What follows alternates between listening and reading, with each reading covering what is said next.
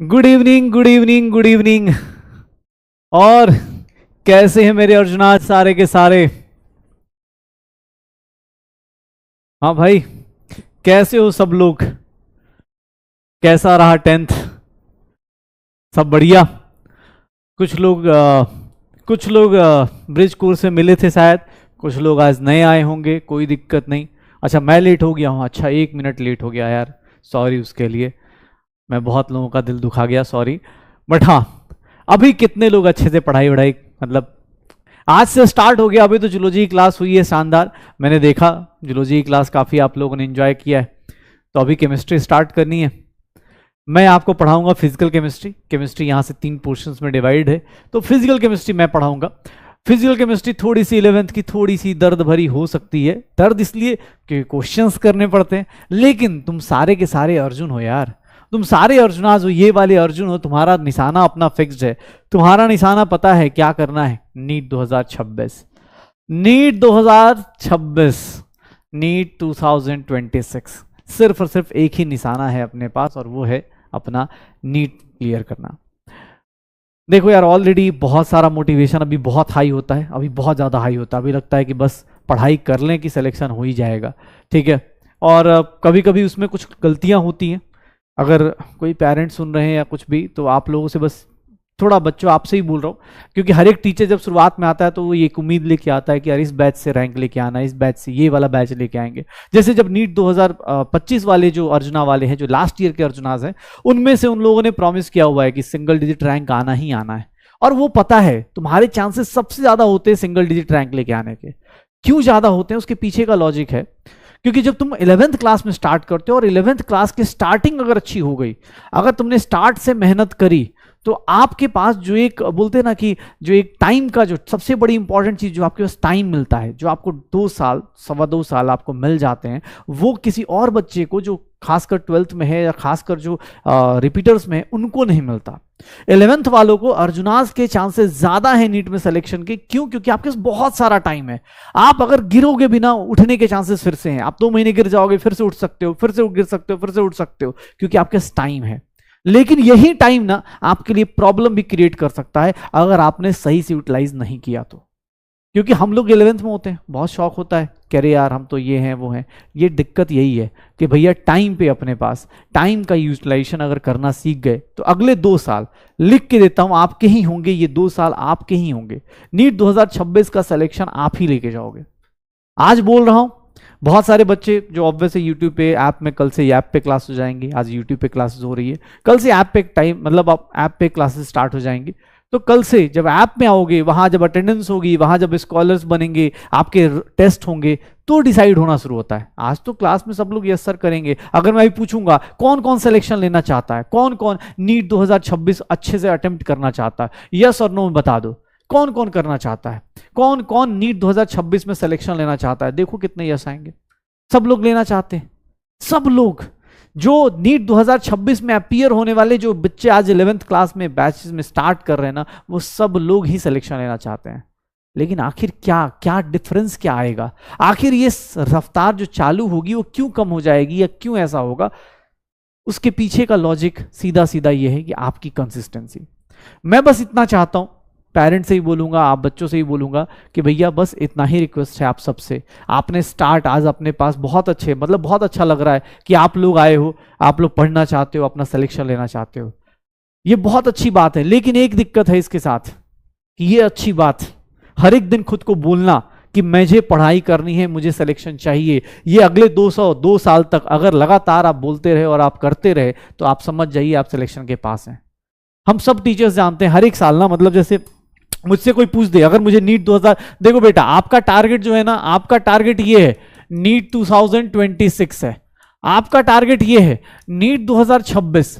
NEET 2026 सीधा सीधा एक पेपर होना है, उस दिन डिसाइड होना है। ऑब्वियस इसके बीच में बहुत सारी चीजें हैं। आप अगर 11th क्लास आज स्टार्ट कर रहे हो, 11th क्लास आज आप 8 अप्रैल से स्टार्ट कर रहे हो ना, आपको मैं एक कुछ टाइमलाइन बता रहा हूं। 8 अप्रैल 2024 से आप अर्जुना बैच स्टार्ट कर रहे हो, आप अर्जुना बैच फिनिश करोगे। आज आपने अर्जुना बैच स्टार्ट किया, अर्जुना बनना शुरू किया, लेकिन दिक्कत क्या होती है ना, अर्जुना बैच स्टार्ट करते हैं, बहुत सारे लोग स्टार्ट करते हैं, बहुत सारे लोग स्टार्ट करेंगे अर्जुना बैच, ठीक है, बहुत सारे लोग स्टार्ट करेंगे अर्जुना बैच, लेकिन दिक्कत क्या होगी, विद इन 2 मंथ्स आज अपने पास ग्राफ जो होगा ना वो गिरना शुरू होगा, 2 लोगों का, 1-2 लोगों का, बस सुन लेना। देखो ग्राफ बढ़ेगा और ग्राफ गिरेगा भी, कुछ लोगों का ग्राफ बढ़ेगा और ग्राफ गिरेगा भी। कैसे सर, नीट 2026 तक जाने के रास्ते में अगले 2 महीने के अंदर आपका पूरा एक फ्लो चार्ट बना देता हूं, आप अपने आप आज बता देता हूं नीट 2026 तक का रास्ता कैसे होने वाला है।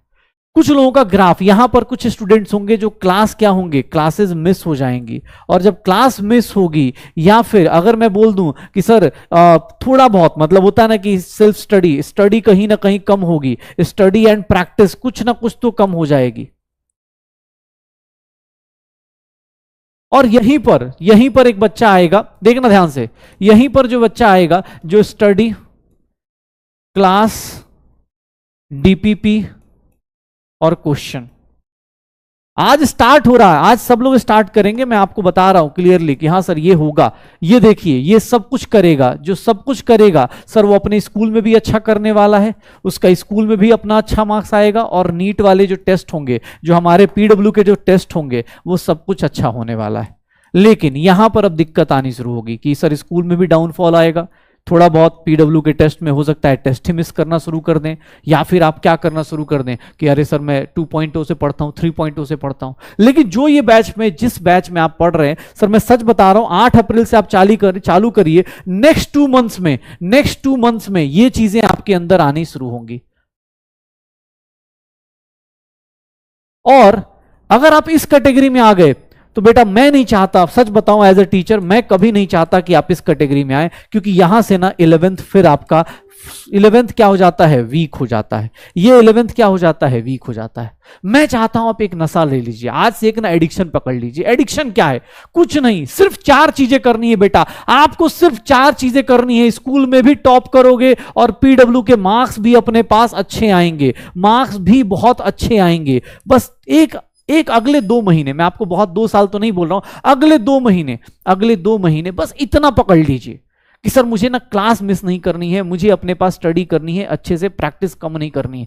मैं इस कैटेगरी में नहीं आना चाहता, मैं नीट 2026 की बात करूंगा, लेकिन पहले मैं 2 महीने बस आपसे एक प्रॉमिस चाहता हूं कि सर आप चाहे जितना कुछ करवा लीजिए, मैं क्लास मिस नहीं करूंगा, स्टडी अपना कभी मिस नहीं करूंगा, डीपीपी कभी छोड़ूंगा नहीं, क्वेश्चन प्रैक्टिस करूंगा, बस आप इतना प्रॉब्लम बस फेस कर लीजिए। आपको मैं बता रहा हूं, आप इसको अगर आपने 2 महीने अगर आपने अच्छे कर लिए, मैं बेटा लिख के दे रहा हूं 11th तो स्ट्रांग होगा ही होगा, और नीट 2026 आपको आसान लगेगा। 2026 तो सो छोड़ो, बहुत सारे बच्चे अभी जो 11th अभी अर्जुना से जो लक्ष्य में कन्वर्ट हुए हैं, उनसे पूछोगे अभी वो पेपर दे सकते हैं, आधे से ज्यादा स्कोर कर सकते हैं। क्यों? क्योंकि सर उन्होंने ये काम किया है। ये काम आप अगले 2 महीने बस कर दो, अगले 2 महीने। हार्ड वर्क स्मार्ट वर्क मुझे नहीं मतलब, आप हार्ड वर्क करो स्मार्ट वर्क करो, मुझे उससे फर्क नहीं पड़ रहा। मैं एज ए टीचर मैं चाहता हूं कि मेरे सामने स्क्रीन के उस साइड जो भी बच्चा बैठा है, जो भी पेरेंट्स बैठे हैं, अपने बच्चे को यहां देखना चाहते हैं। और ये यहां देखने का प्रोसेस स्टार्ट कहां से होगा बेटा? अगले 2 महीने अगर आपने क्लास अच्छे से अटेंड करी, चाहे जो अपने पास कहीं पढ़ने का मन हुआ नहीं हुआ।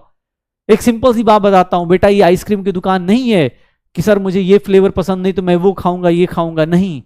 ये एक रियल लाइफ कॉम्पिटेटिव एग्जाम है, जहां पर एक exam, 1 piece of paper can not decide your future. ये कहने में अच्छा लगता है, लेकिन 1 paper can decide your eligibility और योर फ्यूचर। ये सीधी सी बात है, ये रियलिटी है, ठीक है। तो ये सब मजाक चीजें अलग हैं, लेकिन हाँ रियलिटी है कि 1 piece of paper can decide, 1 paper can decide your future, your career. तो प्लीज बेटा अपने पास, मैं अगले ये 26 तक जाने की बात ही नहीं कह रहा हूं, मैं बस इतना बोल रहा हूं कि बेटा आप बस इतना इस कैटेगरी में मत आओ। मैं आप सबसे आज एक प्रॉमिस चाहता हूं कि सर मैं अगले 2 महीने सारी की सारी क्लास अटेंड करूंगा, सारी की सारी डीपी अटेंड करूंगा, क्वेश्चन करूंगा, बाकी उसके बाद की गारंटी मेरी है। अगले 2 महीने आप करके दिखा दो, 8 अप्रैल से लेकर 8 जून तक आप करके दिखा दो, मैं लिख के देता हूं बेटा। जितने लोग स्कूल से परेशान होंगे इधर उधर, सबकी प्रॉब्लम सॉर्ट आउट हो जाएगी। ये मुझे कौन कौन, ये प्रॉमिस कौन कौन कर रहा है? अगले 2 महीने, next 2 months, you will give your 100% to this batch, you will give your 100% to this teachers, to the study, to the classroom, this DPP, सब कुछ कौन कौन दे रहा है? अगले 2 महीने तू 2 महीने बस कर दे भाई, मैं तुझे सच बता रहा हूं, ये सारे के सारे, किसी को लगता हो सर 2 महीने में 2 साल का सिलेक्शन, मैं सिर्फ बता रहा हूं। क्यों? क्योंकि सर एक कहावत पड़ी गई होगी, 21 दिन में ना लोगों को आदत लग जाती है। मैं देखो कितनी चालाकी से तुमसे 2 महीने का प्रॉमिस ले रहा हूं, 2 महीने बाद ना तुम्हारे दिमाग में फिट हो जाएगा कि यार मुझे करना क्या है।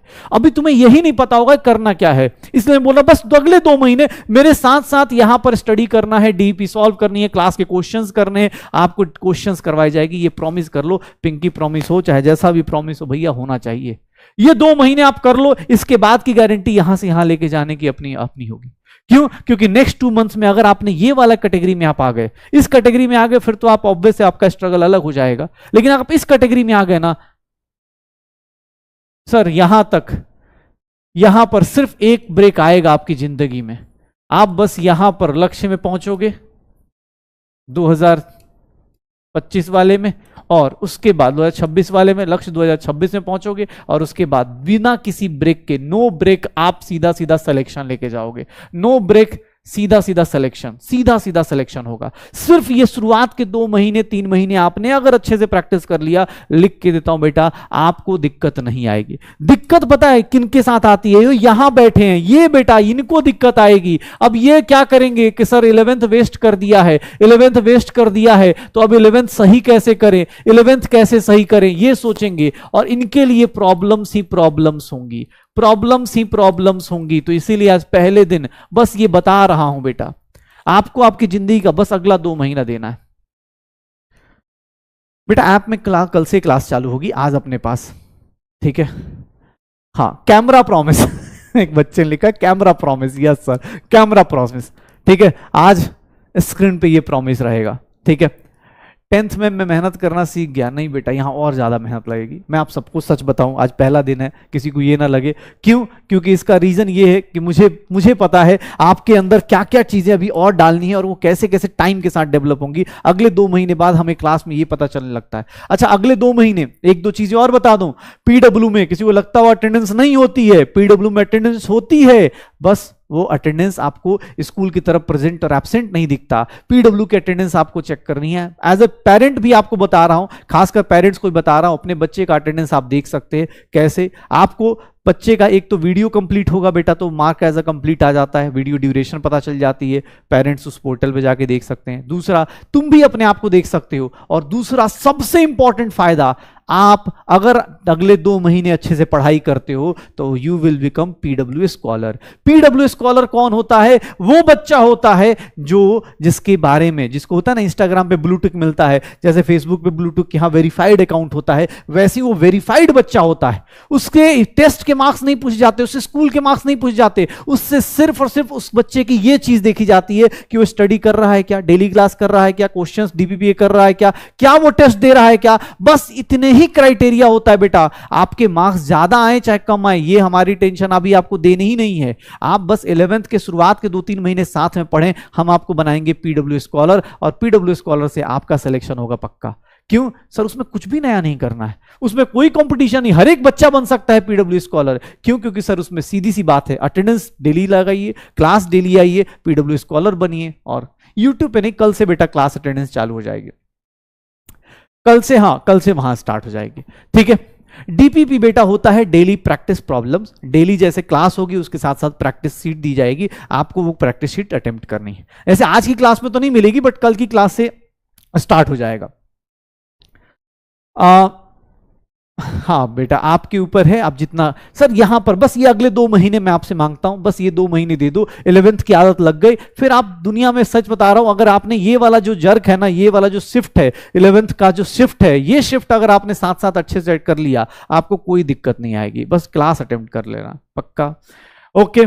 अच्छा चलो, अब ये क्लास का फ्लो क्या होता है ये भी बता देता हूं।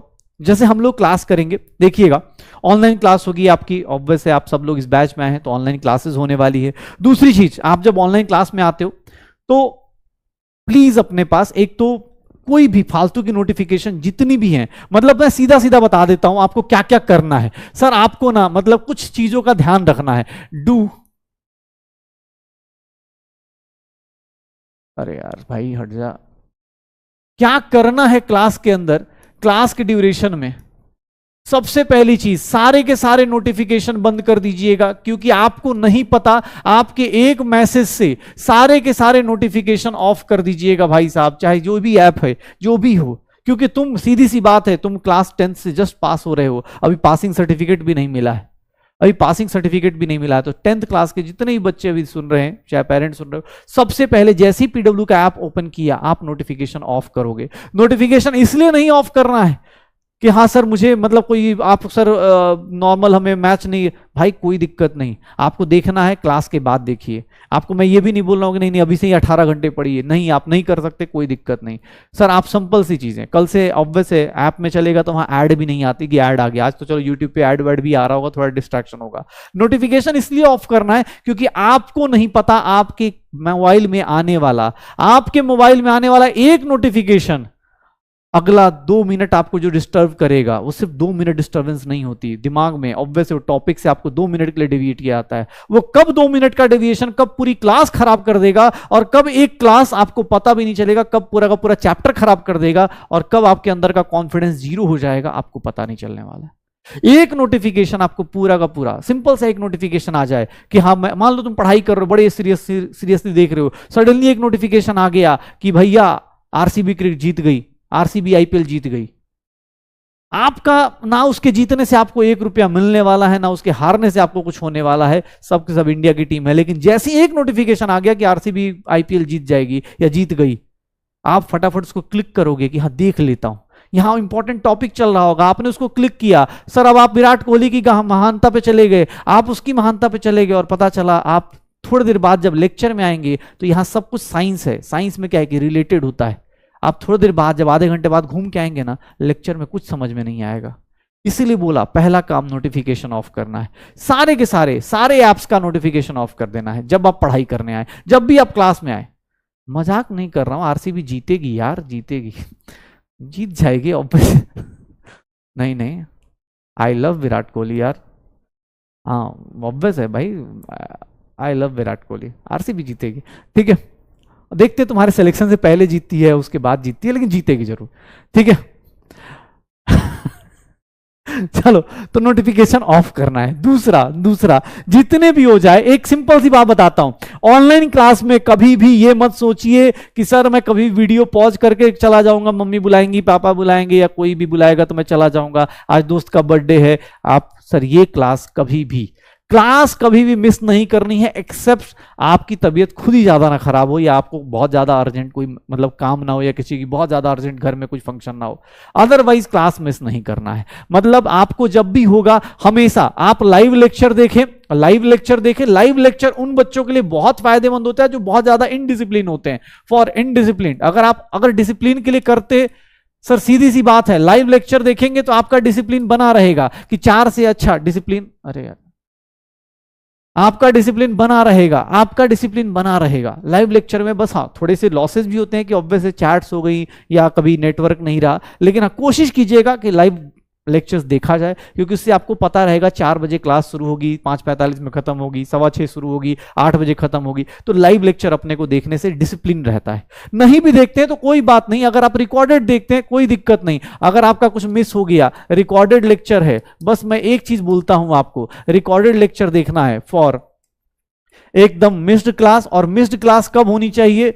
मिस्ड क्लास क्यों मिस्ड होना चाहिए? सर आईपीएल का फाइनल है इसलिए मिस हो गया, ऐसा नहीं होना चाहिए, ठीक है। आईपीएल का फाइनल है उसके कारण मिस नहीं करनी है। मिस क्लास मतलब ऑब्वियस है आपके कुछ होंगे तो वो आपका करेंगे, ठीक है ना, आपके कुछ होंगे, ठीक है ना, कि हाँ भाई चलो क्लास में कुछ वो हो गया तब जाके। अदरवाइज आपको मिस क्लास के लिए ही live lecture attend, recorded lecture attend करना है। कोशिश कीजिएगा लाइव कर ले, अगर हाँ कुछ हो गया तभी आप रिकॉर्डेड देखिए। तीसरी बात, जितने भी डीपीपीज हैं, daily practice seat, daily practice problem, ये आपको मिलते जाएंगे। डेली प्रैक्टिस प्रॉब्लम, ये डीपीपीज मिलेंगी आपको, और ये डीपीपीज आप सबको अटेम्प्ट करनी है। सर क्लास के बाद आप उसी टाइम कर सकते हैं, उसी टाइम अपलोड हो जाता है, या फिर उसके अगले दिन क्लास में आने से पहले। तो जितने लोग भी डीपीपीज चाहेंगे सेम डे अटेम्प्ट कर लीजिए, सेम डे अटेम्प्ट कर सकते हैं, या फिर नेक्स्ट डे अटेम्प्ट जरूर कर लीजिए, नेक्स्ट डे जरूर अटेम्प्ट कर लीजिएगा डीपीपी। उसके बाद आपको सब के सब यहां पर देख लीजिएगा, अगर कोई टेस्ट होता है, या फिर वो टेस्ट कुछ भी हो, चाहे कोई भी एग्जाम हो आपके पास, यहां पर पीडब्ल्यू कोई भी एग्जाम लेगा, टेस्ट लेगा, आपको ये अटेंड करना है, टेस्ट देना ही देना है। टेस्ट नहीं देंगे तो फिर ये दिक्कत आ जाएगी। टेस्ट नहीं देंगे ना तो आपको पता ही नहीं होगा, आपको पता ही नहीं चलेगा कि भैया मैं किस जगह पे खड़ा हूं, मैं पढ़ाई कर रहा हूं तो उसका कुछ फायदा भी हो रहा है या नहीं हो रहा। टेस्ट देना इसलिए जरूरी है क्योंकि आपको ये रियलाइज होता रहे कि यार मैं सही डायरेक्शन में चल भी रहा हूं, क्योंकि टेस्ट देने से ना एग्जाम का जब क्वेश्चन आता है ऑब्वियस आपको पता चलेगा, अच्छा मैंने पढ़ा ये था। साइंस में अच्छी बात पता है क्या, साइंस, अच्छा चलो एक बात बताओ, डॉक्टर बनने पे कोई दिमाग 4 हो जाएंगे, हाथ 4 हो जाएगा, ऐसा कुछ होगा क्या? नहीं होगा ना। सिर्फ और सिर्फ क्या है, एक नॉर्मल इंसान और एक डॉक्टर में क्या फर्क है? उसके दिमाग का। नॉर्मल इंसान को प्रॉब्लम पता हो सकती है कि सर हाथ दर्द कर रहा है, पैर दर्द कर रहा है, मेरे पेट में दर्द कर रहा है, नॉर्मल इंसान को ये पता हो सकता है। लेकिन एक डॉक्टर के दिमाग में ये जल्दी से ऐसे ही वो बोलेगा ना पेट दर्द हो रहा है, वो फटाफट कैलकुलेट करके बता देगा कि अरे यार इसका तो मतलब ये वाली प्रॉब्लम है। हाथ दर्द कर रहा है, वो फटाफट बता देगा। तो ये क्या है सर? ऑब्वियस है, उसने क्या करा, अपने ब्रेन को इतना कैपेबल बना लिया है कि उसको जैसे जैसे प्रॉब्लम बताओगे उसके हिसाब से वो सॉल्यूशन सोचता चला जाएगा। यही डिफरेंस, यही चीज क्रिएट करनी है अपने लिए। अब ये चीज कैसे डेवलप होती है? ये टेस्ट के थ्रू डेवलप होती है, ये टेस्ट के थ्रू डेवलप होगी। टेस्ट जितना दोगे, एक बात याद रखना sir, selection is directly proportional to, selection अगर आपको लेना है, selection in NEET is directly proportional to sir number of test sir attempted, उसके बाद number of test attempted and उसके बाद mistakes in test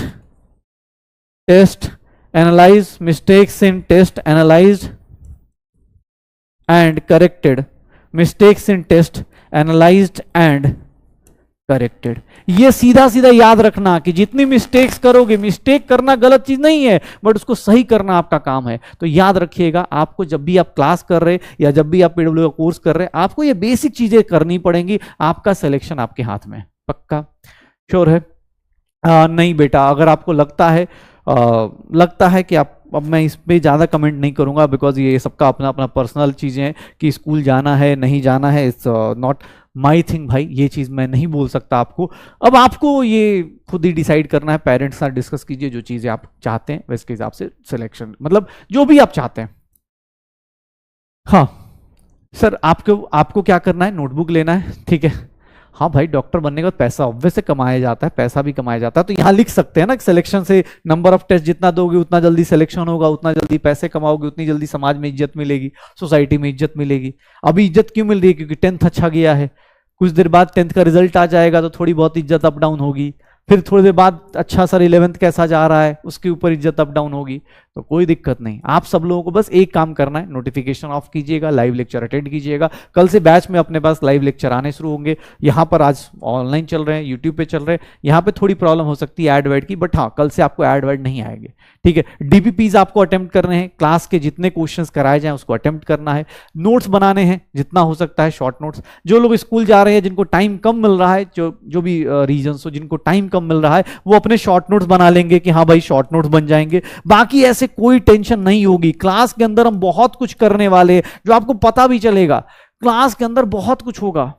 short notes मिल जाएंगे, क्वेश्चंस इतनी सारी प्रैक्टिस कराई जाएगी। अभी जो 12th वाले पहुंचे हैं या रिपीटर्स पहुंचे हैं ना, वो सारे के सारे क्लास के क्वेश्चंस डायरेक्टली एग्जाम में आते हैं। तो इतना भरोसा रखो, क्योंकि अलग सर ने जितने टीचर्स को यहाँ खड़ा किया है ना भाई साहब आपके लिए, मैं इस बात को बोल सकता हूं, मैं ओरिएंटेशन में हर एक जगह बोलता हूं कि इतने कम प्राइस में इतने बड़े अच्छे अच्छे टीचर्स को चून करके लाना, एक साथ लाके खड़ा करना, ये कहीं भी किसी भी जगह पॉसिबल नहीं है, ठीक है। तो भाई आप भी लकी हो, हम भी लकी हैं, जब हम आपसे इंटरेक्ट कर रहे हैं, आप भी इंटरेक्ट कर रहे हो। अब बस अपना काम है कि नीट 2026 तक सिलेक्शन लेके जाना है, और ये नीट 2026 का सिलेक्शन आप लेके आओगे, बस गाइडेंस हमारी होगी, मेहनत आपकी होगी, सिलेक्शन आपका होगा, ठीक है, सेलिब्रेशन हमारी होगी, ठीक है, okay.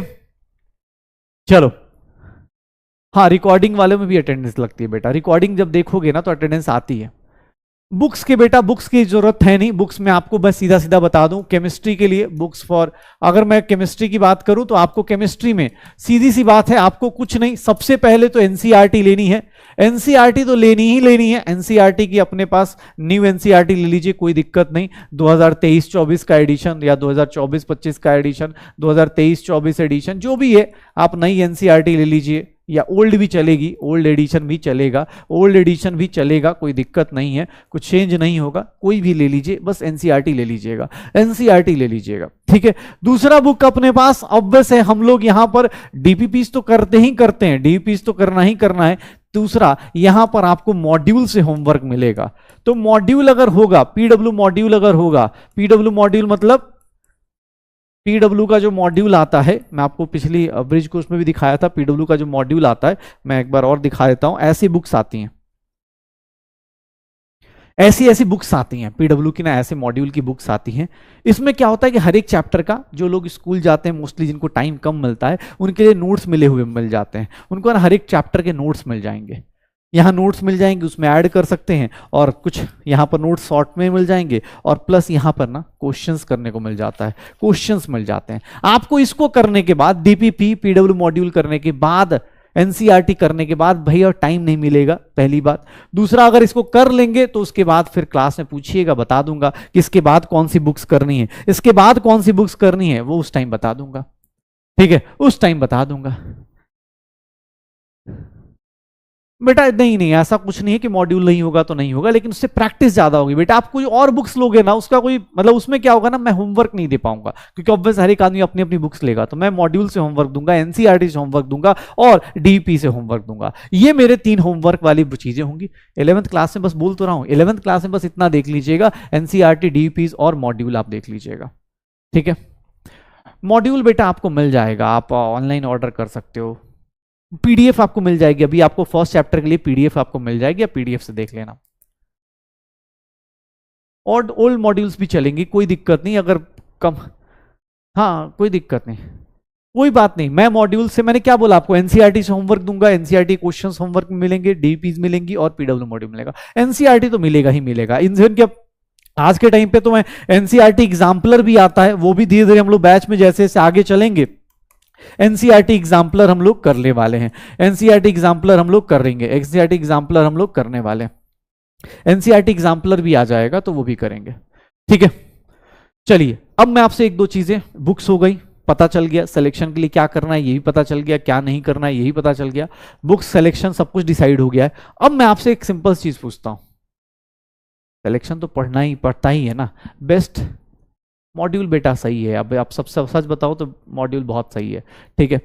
NCERT exemplar is like कि बेटा आपको ना एनसीईआरटी एग्जाम्पलर एक बुक आती है, एनसीईआरटी की बुक है, वही होता है। मॉड्यूल आ जाएगा बेटा, मॉड्यूल आ जाएगा, थोड़ा सा ऑब्वियस है, शुरुआत में टाइम लगता है, बट आ जाएगा। अभी आपको पीडीएफ मिल जाएगा, ऐप में जाएंगे ना आपको पीडीएफ मिल जाएगा ऐप में, ठीक है।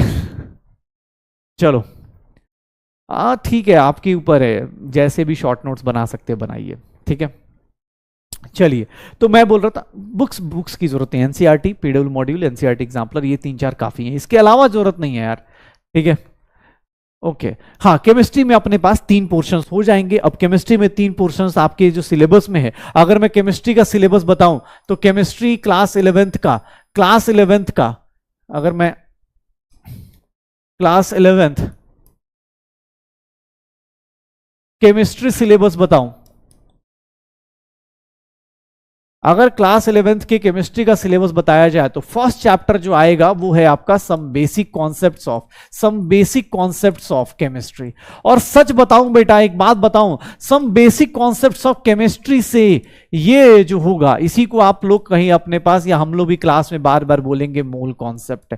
इस चैप्टर का नाम देंगे मोल कॉन्सेप्ट। ये चैप्टर अपने पास आएगा, ये चैप्टर एनसीईआरटी के अंदर भी दिख जाएगा, और उसके बाद एटॉमिक स्ट्रक्चर मिलेगा, या स्ट्रक्चर ऑफ एटम मिल जाएगा, एटॉमिक स्ट्रक्चर चैप्टर मिलेगा, एटॉमिक स्ट्रक्चर। ये 2 चैप्टर होंगे, मैंने आपको क्या बोला, अगले 2 महीने में ये 2 चैप्टर होंगे, और अगले 2 महीने के अंदर जो 2 चैप्टर होंगे, यही आपको डिसाइड कर देंगे कौन सा बच्चा किस स्पीड से चलने वाला है। इसके लिए आपको प्रैक्टिस करनी है, जितना आपने सोचा नहीं हो उससे ज्यादा प्रैक्टिस करनी पड़ेगी। इस बात को मैं पहले बोल रहा हूं, आज डे 1 पे बोल रहा हूं, क्योंकि बेटा होता है कभी कभी आदमी सोच के आता है कि नहीं यार कम प्रैक्टिस करेंगे तब भी, ये क्लास 10th नहीं है। यहां पर आपको एक बहुत ही, जहां 25 लाख लोग हैं वहां सबको पास नहीं करना। 25 लाख लोग बोर्ड में भी अपीयर होते हैं, लेकिन उनमें सब पास करते हैं। 25 लाख में से 23 लाख 24 लाख लोग पास कर जाते हैं, बहुत कम लोग फेल करते हैं। लेकिन यहां उल्टा है, जहां जितना वहां सिलेक्शन रेशियो है, जितना वहां सिलेक्शन है उतना यहां रिजेक्शन है बेटा। तो इस बात को ध्यान रखिएगा, आप सबसे लोगों से बोल रहा हूं, ठीक है ना, इस बात को ध्यान रखिएगा, ठीक है। ये देख लो, ये दो चैप्टर आपका डिसाइड करेगा कि हाँ कैसा होना है। इसके बाद आपको थर्ड चैप्टर जो मिलेगा वो पीरियोडिक क्लासिफिकेशन मिलेगा। पीरियोडिक क्लासिफिकेशन एंड पीरियोडिसिटी मिल जाएगा आपको, पीरियोडिक क्लासिफिकेशन एंड पीरियोडिसिटी मिलेगा। ये आपको इनऑर्गेनिक में मिलेगा। ये चैप्टर्स ऑब्वियस है, यही आपका फ्लो होगा, पीरियोडिक क्लासिफिकेशन एंड पीरियोडिसिटी। फिर हम लोग बात करेंगे यहां पर तो केमिकल बॉन्डिंग आ जाएगा, केमिकल बॉन्डिंग हो जाएगा। ये दो चैप्टर आपको इनऑर्गेनिक के सर कराएंगे मोहित सर। इनऑर्गेनिक केमिस्ट्री में आएगा, इनऑर्गेनिक केमिस्ट्री में आ जाएगा। ये दो चैप्टर इनऑर्गेनिक केमिस्ट्री में होगी। ये फिजिकल केमिस्ट्री के पार्ट है, फिजिकल केमिस्ट्री का पार्ट है। और इसके बाद फिर हम लोग यहां मिलेंगे तो ये क्या होगा, थर्मोडायनेमिक्स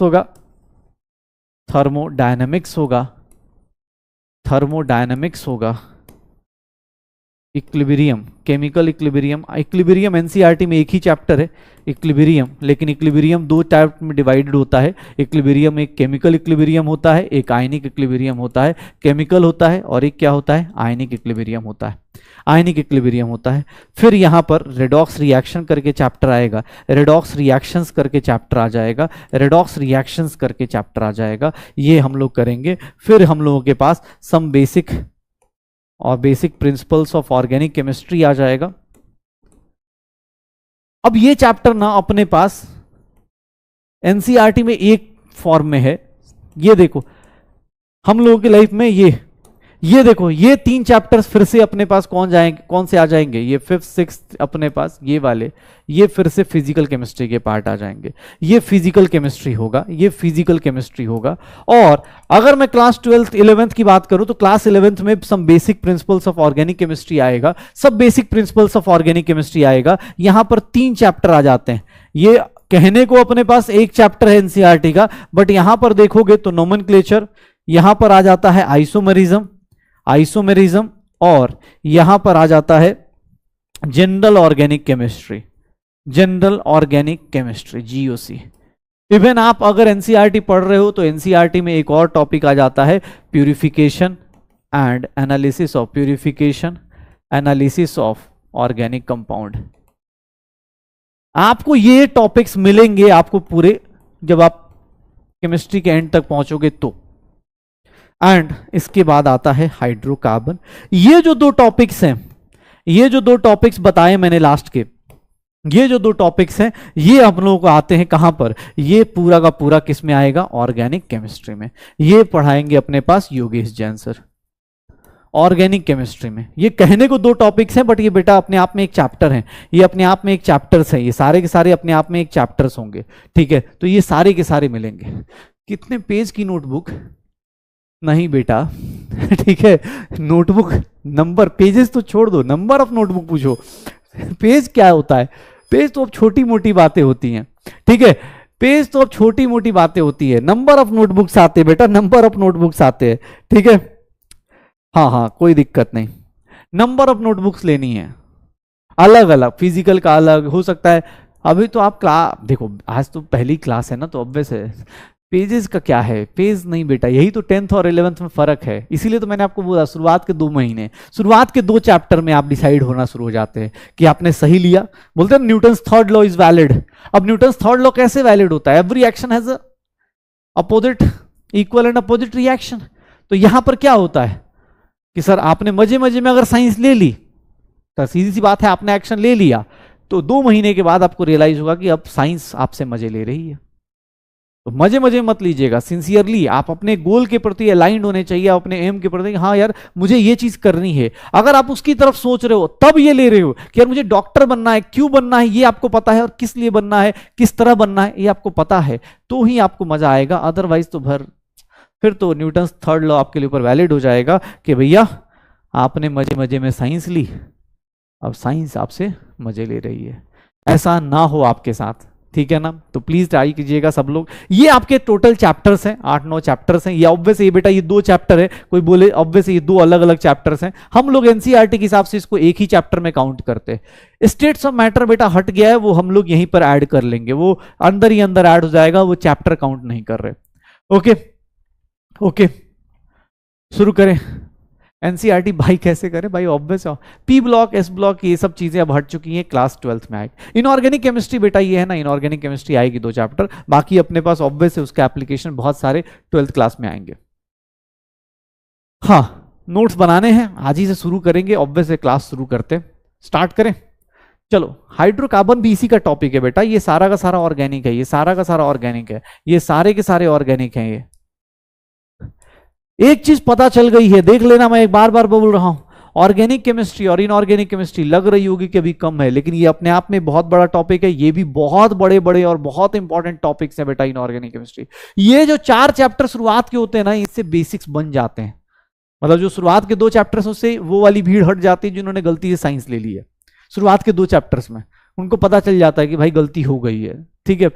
उसके बाद जो ये शुरुआत के 4 चैप्टर होते हैं, ये डिसाइड करना शुरू कर देते हैं कि ये बच्चा जो है अब किस लेवल पे जाना चाहता है, ठीक है, मतलब रैंक कितना लेके आना चाहता है, वो बताना शुरू हो जाता है। तो ट्राई कीजिएगा, सब लोग कोशिश करना है, और आप सबसे, आप सबके, मैं एक लाइन बोलता हूं कि अगर आप सपना सोच सकते हो ना, अगर अपना सपना देख सकते हो कि सर मैं ये सपना देख रहा था या देखता हूं, तो अगर आप अपना सपना देखते हो ना, तो आपके अंदर वो काबिलियत है उस सपने तक पहुंचने की।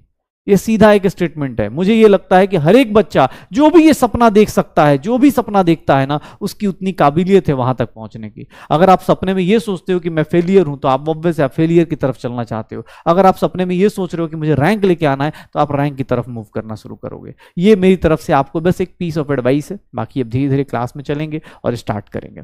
चलो तो स्टार्ट करें। बहुत सारी चीजें हो गई, बहुत सारी बातें हो गई, बहुत सारा मोटिवेशन हो गया, बुक्स पता चल गई, ये पता चल गया क्या करना है क्या नहीं करना है। सर ये सब तो हम सोच के ही बैठे हैं, नीट 2026 हमारा अल्टीमेट गोल है, और तुम यहां बैठे एक अर्जुन हो जिसको अपने ऊपर, सर अपने ऊपर ये बोलते हैं ना, अपने आंखों से ये सीधा सीधा निशाना यहां मारना है, बीच में कोई डेविएशन आए, कुछ भी आ जाए, फर्क नहीं पड़ता। जिस दिन आपने अपनी क्लास के लिए किसी दोस्त के बर्थडे पे जाने के लिए मना कर दिया ना, समझ जाना सिलेक्शन के लिए एक स्टेप और आगे बढ़ गए। जिस दिन आपने अपनी क्लास के लिए किसी के रिश्तेदारों की शादियों में जाने से मना कर दिया ना, या कि नहीं पापा या नहीं मम्मी मुझे नहीं जाना है, समझ जाना सिलेक्शन के उतने पास पहुंच रहे हो आप, ठीक है। बस याद रखना ये सब चीजें, लिख के रख लो। क्या 2 लाइन, आज पहला दिन है, डायलॉग खूब निकल रहा है, ठीक है। 2-4 दिन बाद तुम लोग बोले अरे सर, हाँ ठीक है। क्या बोला, पहली लाइन क्या है, क्या लाइन थी कि जो सपना आप देख सकते हो ना, इसका मतलब आप उसको अचीव कर सकते हो, इसके आपके अंदर वो काबिलियत है, तभी वो सपना आप देख सकते हो। तो याद रखना, जो सपना आप देख रहे हो उतना आप कर सकते हो, तो इसलिए करना है। आपने सपना देखा है तो कर लोगे। दूसरी चीज, जिस दिन आपने ना कहा किसी बाहर के फंक्शंस या बाहर किसी चीज के लिए, क्लास के बदले आपने बोला कि नहीं यार आईपीएल चल रहा है चलने दो, सर ये चल रहा है चलने दो, मुझे कहीं नहीं जाना, उस दिन समझ जाना कि आप सिलेक्शन के लिए और ज्यादा पास में पहुंचते जा रहे हैं। पक्का? तो चलो शुरू करते हैं, बहुत हो गया मोटिवेशन। एक बोल रहा आईपीएल देखे कि ना देखे। ए भाई आईपीएल में ना देखो, मैं नहीं बोल रहा हूं मत देखो, इंटरटेनमेंट जरूरी नहीं है, इंटरटेनमेंट करो, लेकिन भाई इंटरटेनमेंट मैं भी देखता हूं आईपीएल, लेकिन मैं लाइव नहीं देखता हूं। मुझे इतना मैच्योरिटी है, मुझे लगता है कि भैया एक तो वो जीतेंगे, मैं अपने इंटरटेनमेंट के लिए उसको देखना चाहता हूं। इंटरटेनमेंट का मतलब होता है 10-15 मिनट, मैं आराम से शाम को बैठूंगा, दिन का अपना देख लूंगा कि हाँ यार कितना क्या हुआ। अगले दिन सुबह बैठूंगा आराम से, जियो सिनेमा पे जाके बैठ के आराम से देखूंगा 15 मिनट में। जो काम 4 घंटे का उसको स्मार्टली 15 मिनट में देख लूंगा। जीतेगी तो हाँ, आरसीबी भी जीत जाएगी, कोई टेंशन नहीं यार, बना देंगे यार, अरे जितवा देंगे यार, हटाओ, हाँ अपनी टीम है यार, चलो पूरी इंडिया की टीम है। चलो तो एक आईपीएल देखना है, ये पता चल गया कैसे देखना है, पढ़ाई करनी है चुपचाप, हाँ पढ़ाई करनी है, चुपचाप पढ़ाई करनी है। स्टार्ट करते हैं। हाँ तो स्टार्ट करते हैं अब अपनी लाइफ में केमिस्ट्री। केमिस्ट्री अपनी 11th क्लास की थोड़ी अलग है, वो क्यों अलग है वो धीरे धीरे टाइम के साथ रियलाइज होगा। अभी हम लोग स्टार्ट करते हैं केमिस्ट्री में क्या क्या होता है। ओके यस सर, पहली कॉपी आप ले सकते हैं। अब आपके फिजिकल इक्विलिब्रियम की चीजें स्टार्ट करेंगे हम लोग, फिजिकल इक्विलिब्रियम चालू करने वाले हैं। फिजिकल इक्विलिब्रियम के लिए, फिजिकल केमिस्ट्री के लिए आपको पढ़ना पड़ेगा, फिजिकल केमिस्ट्री के लिए अलग से। हाँ फिजिकल केमिस्ट्री के लिए अब स्टार्ट करते हैं। अब क्लास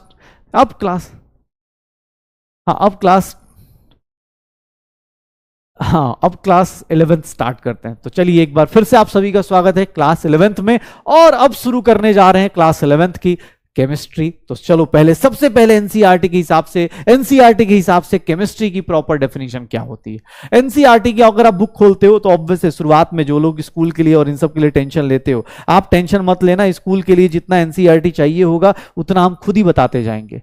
अकॉर्डिंग टू एनसीईआरटी, यार नॉर्मली हम साइंटिफिकली बोले तो एनसीईआरटी किसी तरीके से केमिस्ट्री क्या है, it is called science of atoms and molecules. Sir it is called science of atoms and molecules, मतलब बहुत छोटे छोटे पार्टिकल्स की कहानी को ही क्या बोला जाता है, केमिस्ट्री बोला जाता है। बहुत छोटे छोटे पार्टिकल्स की कहानी को ही क्या बोला जाता है बेटा, केमिस्ट्री बोला जाता है। आज आपका पहला टॉपिक, पहली चीज स्टार्ट करते हैं और ये देख लीजिए क्या है केमिस्ट्री। तो ये science of atoms and molecules है, बिकॉज ये किसको डील करता है, ध्यान सुनिएगा। आप पूरे केमिस्ट्री में देखेंगे सर किसी की कंपोजिशन, किसी का स्ट्रक्चर, किसी की प्रॉपर्टीज और किसी का इंटरेक्शन, मतलब कौन किस तरह से रिएक्ट कर रहा है, कौन किस तरह से मिलके बना हुआ है, कौन किस तरह से मिलके बना हुआ है, किस तरह से उनकी प्रॉपर्टीज है, किस तरह से उनके स्ट्रक्चर्स हैं, इन्हीं सब की कहानी अगले 2 साल तक आप जब पढ़ेंगे उसी चीज को हम लोग क्या बोलेंगे, केमिस्ट्री बोलेंगे। उसी चीज को हम लोग क्या बोलेंगे, केमिस्ट्री बोलेंगे। पक्का, श्योर है।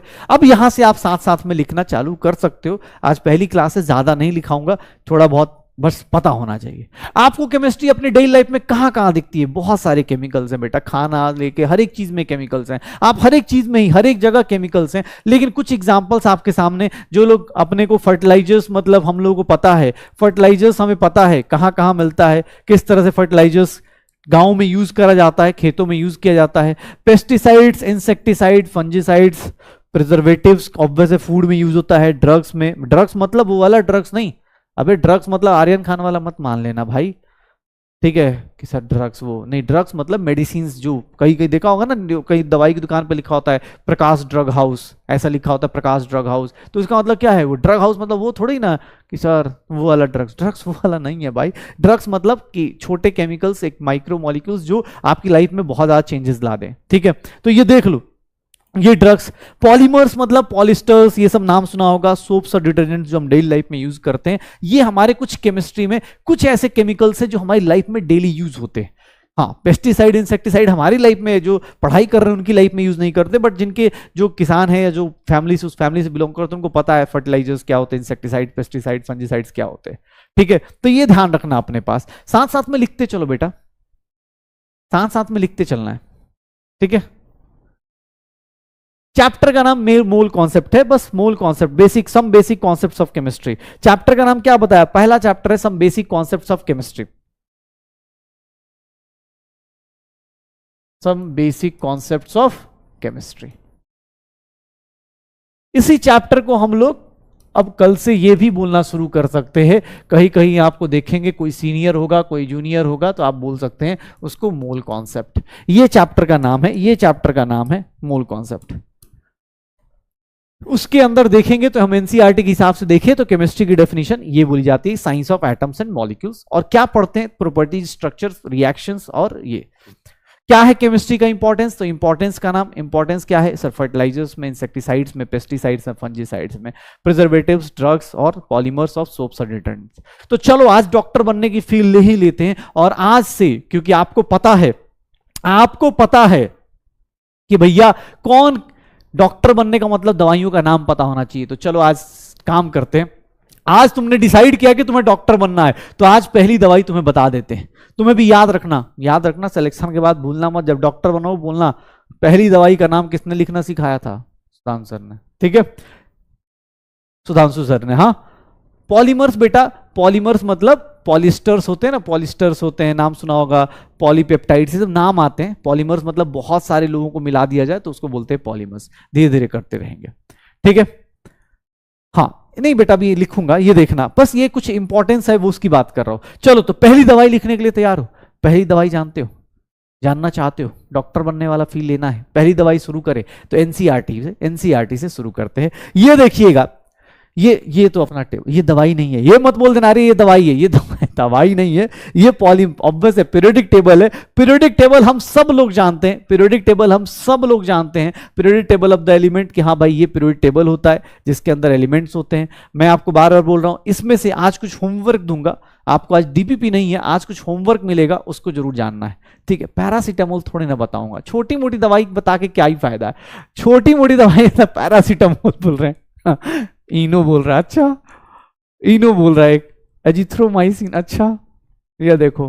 हाँ पहली दवाई आपको बताता हूं, सुनना ध्यान से, ये देखो पहली दवाई का मतलब पैरासिटामोल है। ये देखो, ये देखिए कुछ एग्जांपल्स में सबसे पहली दवाई आपके बारे में ये बताया गया, सर सबसे पहली दवाई सिस्प्लेटिन। सिस्प्लेटिन क्या होती है, तो ऑब्वियस है सिस्प्लेटिन हम लोग यूज करते हैं कैंसर थेरेपी के लिए, छोटी मोटी दवाइयों के लिए नहीं बात करेंगे हम। अगली दवाई देखिएगा टैक्सोल, ये एनसीईआरटी की एग्जांपल है बेटा, इसलिए मैं नहीं लिख रहा हूं, एनसीईआरटी की एग्जांपल है। टैक्सोल, टैक्सोल किसके लिए यूज होती है, कैंसर थेरेपी के लिए। देख रहे हो, छोटी मोटी दवाइयों की बात थोड़ी ना चलेगी, छोटी मोटी दवाइयों की बात नहीं चलती। टैक्सोल, सिस्प्लेटिन, ये किसके लिए यूज होता है, कैंसर के लिए यूज होता है। एक बोलते हैं एजिडोथाइमिडीन, इसका नाम देख लो, AZT, एजिडोथाइमिडीन। सर क्या बोलेंगे, एड्स की ट्रीटमेंट के लिए यूज होता है, एड्स की ट्रीटमेंट के लिए यूज होता है, तो ये देख लो। अब देख लो अपने पास, अरे भाई एक बोल रहा है पेंटॉप डी, डोलो, डिस्प्रिन, क्या क्या बोले जा रहे भाई, ठीक है। ये देखो, ये देखो, मुझे बोला गया कि सर दवाई का नाम बताना है, तो दवाइयों में ऑब्वियस है हमारे लिए केमिस्ट्री में जब भी हम बात करेंगे तो ये सब लोग यूजफुल होते हैं। यूजफुल मतलब ऑब्वियस है ये सारी की सारी, हाँ हाँ डोलो वोलो सब तुम कर लो, तुम सब लोग यही सब करो, ठीक है। ये देख लो AZT, एजिडोथाइमिडीन, ठीक है, ये ध्यान रखना आपने। अरे बड़ी बड़ी, हाँ बड़ी बड़ी दवाइयों के नाम, डॉक्टर वाली बातें करेंगे ना यार, छोटा मोटा क्या है, पैरासीटामोल क्या है, कैंसर एड्स के, देख रहे पहली क्लास में वही पूछे एड्स का ट्रीटमेंट, अरे भाई एजिडोथाइमिडीन, और ऐसे नहीं लिखना है, डॉक्टर का मतलब क्या होता है, वो AZT ऐसे थोड़ा लिखेगा, AZT वो ऐसे नहीं लिखते, तुम्हें ही पता है। नॉर्मल इंसान लिखेगा तो नॉर्मल इंसान ऐसे लिखेगा, जैसे तुम लिखोगे तो अभी नोट्स बनाओगे तो ऐसे लिखोगे, एजिडोथाइमिडीन ऐसे लिखोगे। तुम्हें पता है ना 2 साल बाद कैसी राइटिंग में लिखना है, 2 साल नहीं, 2 साल के बाद 5 साल और, ऐसे दूसरे साल के बाद स्टार्ट हो जाता है। उसके बाद अगर मतलब डॉक्टर्स की राइटिंग हम सबको पता है कितनी प्यारी होती है, ठीक है। हाँ डॉक्टर मतलब हाजमूला भी लिखेगा ना, तो हाजमूला ऐसे नहीं लिखेगा, आगे बैठ के ऐसे लिख रहा है कि हाँ बेटा ये। तुम कभी किसी डॉक्टर के पास गए जो हाथ में 4 पेन लेके बैठा हो, अलग अलग कलर्स के पेन लेके बैठा हो, पूछ रहा हो कि नाम बताइए, तो नाम पूछ रहा हो कि अच्छा नाम, अच्छा आपका नाम, पेशेंट का नाम ऐसे लिख रहा हो SUDHANSHU ऐसे लिख रहा हो, फिर बोले रुकिए 1 मिनट, ऐसे कभी किसी डॉक्टर को देखा क्या, अच्छा नहीं, हाँ एज कितनी है आपकी, ये नेम हो गया, ये एज कितनी है इतना, अब अलग अलग ऐसे कभी देखा है क्या कि एज कितनी हो गई, अच्छा आपको दवाई मतलब बीमारी कौन सी है, ये बीमारी कौन सी है, ऐसा कभी देखा क्या कि नहीं सर आपको क्या क्या प्रॉब्लम क्या आ रही है, ऐसा कभी देखा। इतने सुंदर राइटिंग में बैठ के लिख रहा हो तो आप समझ जाओगे, अगर ऐसा डॉक्टर मिल गया ना, पहले तो आप डर के साइड हो जाओगे, अगर ऐसा डॉक्टर मिल गया, अभी इसको नोट मत करना भाई अगर ऐसा डॉक्टर मिल गया कि हाथ में 4 पेन लेके बैठा हो, नोट्स बना रहा हो, अच्छा okay problem sir writing problem है, ठीक है इसको एक दवाई लिखो, हाँ दवाई लिखो, ऐसा नहीं होता। ऑब्वियस ऐसे डॉक्टर, ठीक है अभी राइटिंग बनानी है क्योंकि अभी बोर्ड्स का एग्जाम देना है, लेकिन उसके बाद बिगाड़ लेनी है, ठीक है। चलो तो दवाई का नाम पता चल गया कौन कौन सा है, सिस्प्लेटिन, टैक्सोल और AZT क्या है, एजिडोथाइमिडीन। ये किसके लिए यूज होता है, एड्स ट्रीटमेंट के लिए, ये दोनों कैंसर के लिए यूज होते हैं। सिस्प्लेटिन आप जब 12th के लास्ट तक पहुंचेंगे ना, सिस्प्लेटिन का स्ट्रक्चर भी आपको मिल जाएगा।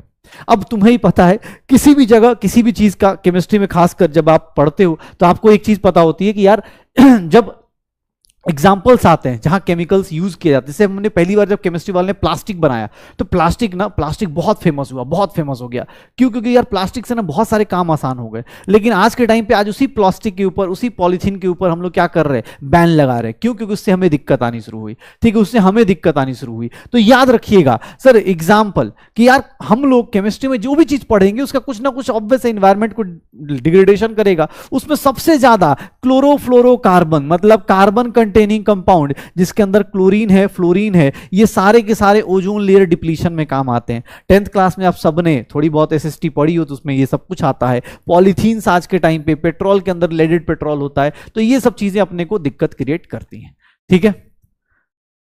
हाँ, ये नेम्स आ सकते हैं बेटा, ये नेम्स एग्जाम हॉल में 2 साल बाद भी आ सकते हैं, इसीलिए इंपॉर्टेंट है, इसीलिए बताया आपको, अदरवाइज मैं क्यों बताता बेटा, मुझे भी ऐसे मजाक थोड़ी ना करना है आपके साथ, मैं मजाक थोड़ा ना करूंगा, ये नेम्स एनसीईआरटी में है तो आ जाएंगे, ये नोट करते चलना है, 2-2 लाइन है बेटा, नोट करते चलो, 2-2 लाइन है, नोट करते चलो, ठीक है। हाँ चलो, अब ये तो हो गई कहानी की केमिस्ट्री पढ़ना क्यों है, डॉक्टर बनना था, डॉक्टर बनने के फील्ड के हिसाब से हमने दवाई का नाम लिख लिया। अब मुझे ये पता चल गया यार केमिस्ट्री का ना बैड फेज भी होता है, बैड फेज क्या है, इन्वायरमेंटल डिग्रेडेशन हो जाता है। तो मुझसे किसने बोल दिया कि सर एक काम करते हैं केमिस्ट्री चालू करते हैं, चलो दवाई लिखने तब पहुंचेंगे ना जब 2 साल बाद एग्जाम क्लियर हो, तो दवाई लिखने से पहले बेसिक चीजें चालू करते हैं। और बेसिक चीज क्या है सुनिएगा, अपने पास बेसिक सुनिएगा, अपने को क्या बोला जाता है, किस तरह से आता है। सबसे बेसिक सी चीज, अगर आप किसी भी कंपाउंड की बात करें तो आप सब लोग 9th में एक सिंपल चीज पढ़ते हैं, मैटर। कोई भी सब्सटेंस हो, किसी भी टाइप का सब्सटेंस हो, उसको मैटर कब बोलते हैं, मैटर किसको बोला जाता है, सर मैटर बोलते हैं, ध्यान सुनिएगा, मैटर किसको बोलते हैं। अब चलिए सर शुरू करते हैं, अब यहां से चालू करते हैं अपनी जिंदगी। मैटर क्या है सर, मैटर किसको बोला जाता है, सर मैटर वो है जो क्या करे, सर मैटर विच हैज, किसको बोलेंगे, मैटर विच हैज शेप, या हम बोल सकते हैं वॉल्यूम एंड मास। जिसके पास मास होना चाहिए और उसका शेप या वॉल्यूम होना चाहिए, उसी को हम लोग क्या बोलते हैं, मैटर बोलते हैं। मैटर अगर बोला जाए तो ध्यान सुनिएगा, मैटर अगर कोई बोले तो सर सीधी सी बात है, ध्यान सुनिएगा अपने पास। हाँ सर 2-2 लाइन से पूरी कॉपी लिखवाई जाएगी, टेंशन मत लिखना, ठीक है। हाँ ये देखना, अभी होमवर्क दूंगा बेटा, जाते टाइम दूंगा। विच हैज शेप, मास और मैटर, सीधी सी बात है, शेप हो और मास हो, 2 चीजें होनी चाहिए मैटर को डिफाइन करने। कोई भी चीज, जैसे मैं एक अपने आप में एक मैटर हूं, तुम अपने आप में मैटर हो, ये क्या है, एक मैटर है, क्योंकि सबके पास एक शेप है और उसका क्या है सर मास होगा। जिसके पास भी शेप है और मास है उसको क्या बोलेंगे, मैटर बोलेंगे, जो स्पेस में ऑब्वियस स्पेस और मास ऑक्युपाई करे। सर इसकी फिजिकल क्लासिफिकेशन करते हैं अगर हम लोग, अगर मैं फिजिकल क्लासिफिकेशन कर दूं, अगर मैं फिजिकल क्लासिफिकेशन करूं, फिजिकल क्लासिफिकेशन ऑफ मैटर करूं, तो फिजिकल क्लासिफिकेशन जो होगा भैया मैटर का 3 टाइप का होगा। ऐसे कहने को आज के टाइम में अलग अलग मिल जाएंगे, लेकिन हम लोग 3 ही टाइप पढ़ते हैं, सॉलिड, दूसरा लिक्विड एंड तीसरा गैस। मैटर को हम लोग फिजिकली क्लासिफाई करें तो हम 3 पार्ट में कर देते हैं, solid, liquid and gas, solid, liquid and gas, solid, liquid and gases. आज के टाइम पे और भी क्लासिफिकेशन है बट वो हमारे सिलेबस में अभी नहीं आई है, इसीलिए हम नहीं करने वाले। फिजिकल क्लासिफिकेशन करते हैं तो बोस आइंस्टाइन कंडेंसेट आ जाता है, बोस आइंस्टाइन कंडेंसेट, जिसको हम शॉर्टकट में बोल देते हैं BEC। और अगर मैं बात करूं BEC के बाद तो हम लोगों की लाइफ में क्या आ जाता है, प्लाज्मा आ जाता है। अभी और भी मैटर आ गए हैं, लेकिन हाँ हम लोग इसको अभी नहीं पढ़ते हैं, ये आउट ऑफ सिलेबस होते हैं, अभी हमारे सिलेबस में, नॉट इन आवर सिलेबस, ये हमारे सिलेबस में नहीं है, नॉट इन आवर सिलेबस, ये हमारे सिलेबस में नहीं है, इसीलिए हम इनको नहीं पढ़ते। हमारे सिलेबस में सॉलिड, लिक्विड एंड गैस होता है, सॉलिड, लिक्विड एंड गैस होता है, प्लाज्मा और बोस आइंस्टाइन कंडेंसेट नहीं होता है। तो अगर आप फिजिकल क्लासिफिकेशन करते हो मैटर का, अगर आप फिजिकल क्लासिफिकेशन करते हो मैटर का, तो उसमें आपको ये मिल जाएगा कि सर आप क्या करोगे, आप इसमें ये देख सकते हो फिजिकल क्लासिफिकेशन में, ये देख लो फिजिकल क्लासिफिकेशन में आप ये सब चीजें ऐड कर सकते हो, फिजिकल क्लासिफिकेशन में आप ये ऐड कर लो, पक्का। अच्छा मुझसे किसने बोला फिजिकल क्लासिफिकेशन की बात, अब देख लो मैं एक सिंपल सी बात करूं, अगर मैं केमिकल क्लासिफिकेशन ऑफ मैटर करने जाऊं, केमिकल क्लासिफिकेशन ऑफ मैटर करने जाऊं तो ध्यान सुनिएगा, अभी मैं आपको पिक्चर भी दिखा दूंगा, केमिकल क्लासिफिकेशन ऑफ मैटर करने जाऊं, केमिकल क्लासिफिकेशन ऑफ मैटर करने जाऊं तो केमिकल क्लासिफिकेशन ऑफ मैटर में 2 चीजें होती हैं बेटा, थोड़ा ध्यान सुनना, बहुत इंपॉर्टेंट है। Chemical classification of matter, chemical मतलब ऑब्वियस जहां केमिस्ट्री इन्वॉल्व हो, फिजिकल मतलब ये तो देख के बता दोगे ना, सॉलिड है, लिक्विड है, गैस है, सॉलिड, लिक्विड, गैस कौन सा होता है उसके हिसाब से बता दोगे आप। तो केमिकल क्लासिफिकेशन बेटा बहुत ज्यादा इंपॉर्टेंट होता है मैटर का। बेटा मैं साइड हो जा रहा हूं, प्लीज अपने अपने हिसाब से आप लिखते चलिएगा, क्योंकि अब अलग से लिखने का टाइम ऐसे बोल के नहीं दिया जाएगा। आप, मैं थोड़ा साइड हो जाता हूं, आप उसके हिसाब से साथ साथ में लिख लीजिए, ठीक है। हाँ ज्यादा ज्यादा बेटा, हाँ साइड, मैं ऐसे खुद ही साइड हो जाता हूं, ठीक है। Chemical classification of matter. Chemical classification of matter करने जाओगे सबसे पहले दो पार्ट में तोड़ दिया जाता है। क्या क्या, ध्यान सुनिएगा। एक होते हैं प्योर सब्सटेंस। प्योर सब्सटेंस का मतलब क्या होता है? प्योर सब्सटेंसेस का मतलब बेटा एकदम 9th पे लेके गया हूं मैं आपको। जितने लोग हैं आज दिल से बोल देना, अपने आप से बोल देना, 9th क्लास से स्टार्ट कर रहा हूं मैं। सच बताऊं तो मैं 9th क्लास से स्टार्ट कर रहा हूं और आपसे उम्मीद कर रहा हूं कि आप भी यही से स्टार्ट करें। मैं आपसे कुछ नहीं पूछ रहा पीछे क्या हुआ क्या नहीं हुआ, 9th क्लास से स्टार्ट कर रहा हूं। मैं चाहता हूं आप सब लोग 11th क्लास में साथ में आ जाएं। ये देख लीजिए, प्योर सब्सटेंसेस और क्या आ जाएगा, मिक्सचर्स आ जाएगा। अब नाम से ही पता चल रहा है कि प्योर सब्सटेंस है, प्योर सब्सटेंस है। तो प्योर सब्सटेंस में ऑब्वियस है सर, प्योर सब्सटेंस में दो चीजें आती हैं, दो चीजें आती हैं प्योर सब्सटेंस के अंदर। क्या सर? प्योर सब्सटेंस में देखोगे तो एलिमेंट्स और कंपाउंड्स आते हैं, एलिमेंट्स और कंपाउंड्स आते हैं। प्योर सब्सटेंस को अगर डिवाइड करेंगे तो यहां पर क्या आएगा, एलिमेंट्स आएंगे और अपने पास क्या आ जाएंगे, कंपाउंड्स आ जाएंगे। प्योर सब्सटेंस में मिक्सिंग यहां भी हो रही है लेकिन यहां पर फिक्स्ड रेशियो होता है। कंपाउंड्स का मतलब क्या होता है, फिक्स्ड रेशियो। मिक्सचर्स की बात करेंगे तो मिक्सचर्स दो टाइप के हो जाते हैं। अगर मिक्सचर्स की बात करूंगा तो मिक्सचर्स दो टाइप के हो जाएंगे। कौन कौन से? एक को हम लोग बोल देते हैं होमोजीनियस मिक्सचर, एक को हम लोग बोल देते हैं होमोजीनियस मिक्सचर, और एक को हम लोग बोल देते हैं हेट्रोजीनियस मिक्सचर। एक होमोजीनियस मिक्सचर होता है और एक हेट्रोजीनियस मिक्सचर होता है। एक होमोजीनियस मिक्सचर, एक हेट्रोजीनियस मिक्सचर होता है। ठीक है, होमोजीनियस मिक्सचर मतलब, मिक्सचर का मतलब क्या होगा सर, वेरिएबल कंपोजिशन। इसका मतलब ये होगा वेरिएबल कंपोजिशन। अब वेरिएबल कंपोजिशन होगा तो ऑब्वियस है इसमें होमोजीनियस का मतलब सर इसमें कुछ फिक्स नहीं रहता, आपकी मर्जी है। जैसे चीनी पानी, चाय बनाते टाइम कोई रूल पढ़ा है क्या कि चाय बनाते टाइम सर पता है आपको, चाय बनाते टाइम अगर 500 ग्राम दूध लेते हैं तो उसमें इतना ही चीनी डाल सकते हैं? ऐसा कुछ फिक्स्ड रूल नहीं होता। क्यों? क्योंकि वो एक मिक्सचर है, उसमें कुछ भी वेरिएबल हो सकता है, कुछ भी हो सकता है, उसमें कुछ भी हो सकता है। ध्यान सुनना, अगर आप प्योर सब्सटेंस, जैसे आप पानी पीने जाओगे तो आप पानी प्योर लेके आओगे, पानी प्योर हो गया। क्यों? क्योंकि सर वो प्योर सब्सटेंस, उसमें कुछ मिक्स करेंगे तो अलग से। मिक्सचर का मतलब हो गया भाई सब कुछ भी फिक्स नहीं है, वेरिएबल है, उसका कोई रूल नहीं होता, उसका कोई फिक्स रूल नहीं होता कि हाँ भाई मिक्सचर का यही रूल होगा, नहीं। होमोजीनियस का मतलब होता है कि सब कुछ यूनिफॉर्म हो जाए, मिक्सिंग तो किया बट वो यूनिफॉर्म हो जाए। जैसे मैं आपको एक बेस्ट एग्जांपल देता हूं, आप सबने चाय को ट्राई किया होगा, चाय बनाते टाइम या शुगर वाटर, चीनी पानी का सॉल्यूशन बनाया हो, कभी टैंग वैंग का सॉल्यूशन बनाया हो तो उसमें देखा हो क्या होता है। टैंग वैंग का सॉल्यूशन बनाते तो क्या करते हैं हम लोग कि सर टैंग लिया, पानी लिया, टैंग को डिसॉल्व किया, ऐसे ऐसे ऐसे स्टीयर करते हैं। कभी कभी क्या होता है, शुगर को स्टीयर करते हैं, ऐसे घुमाते रहते।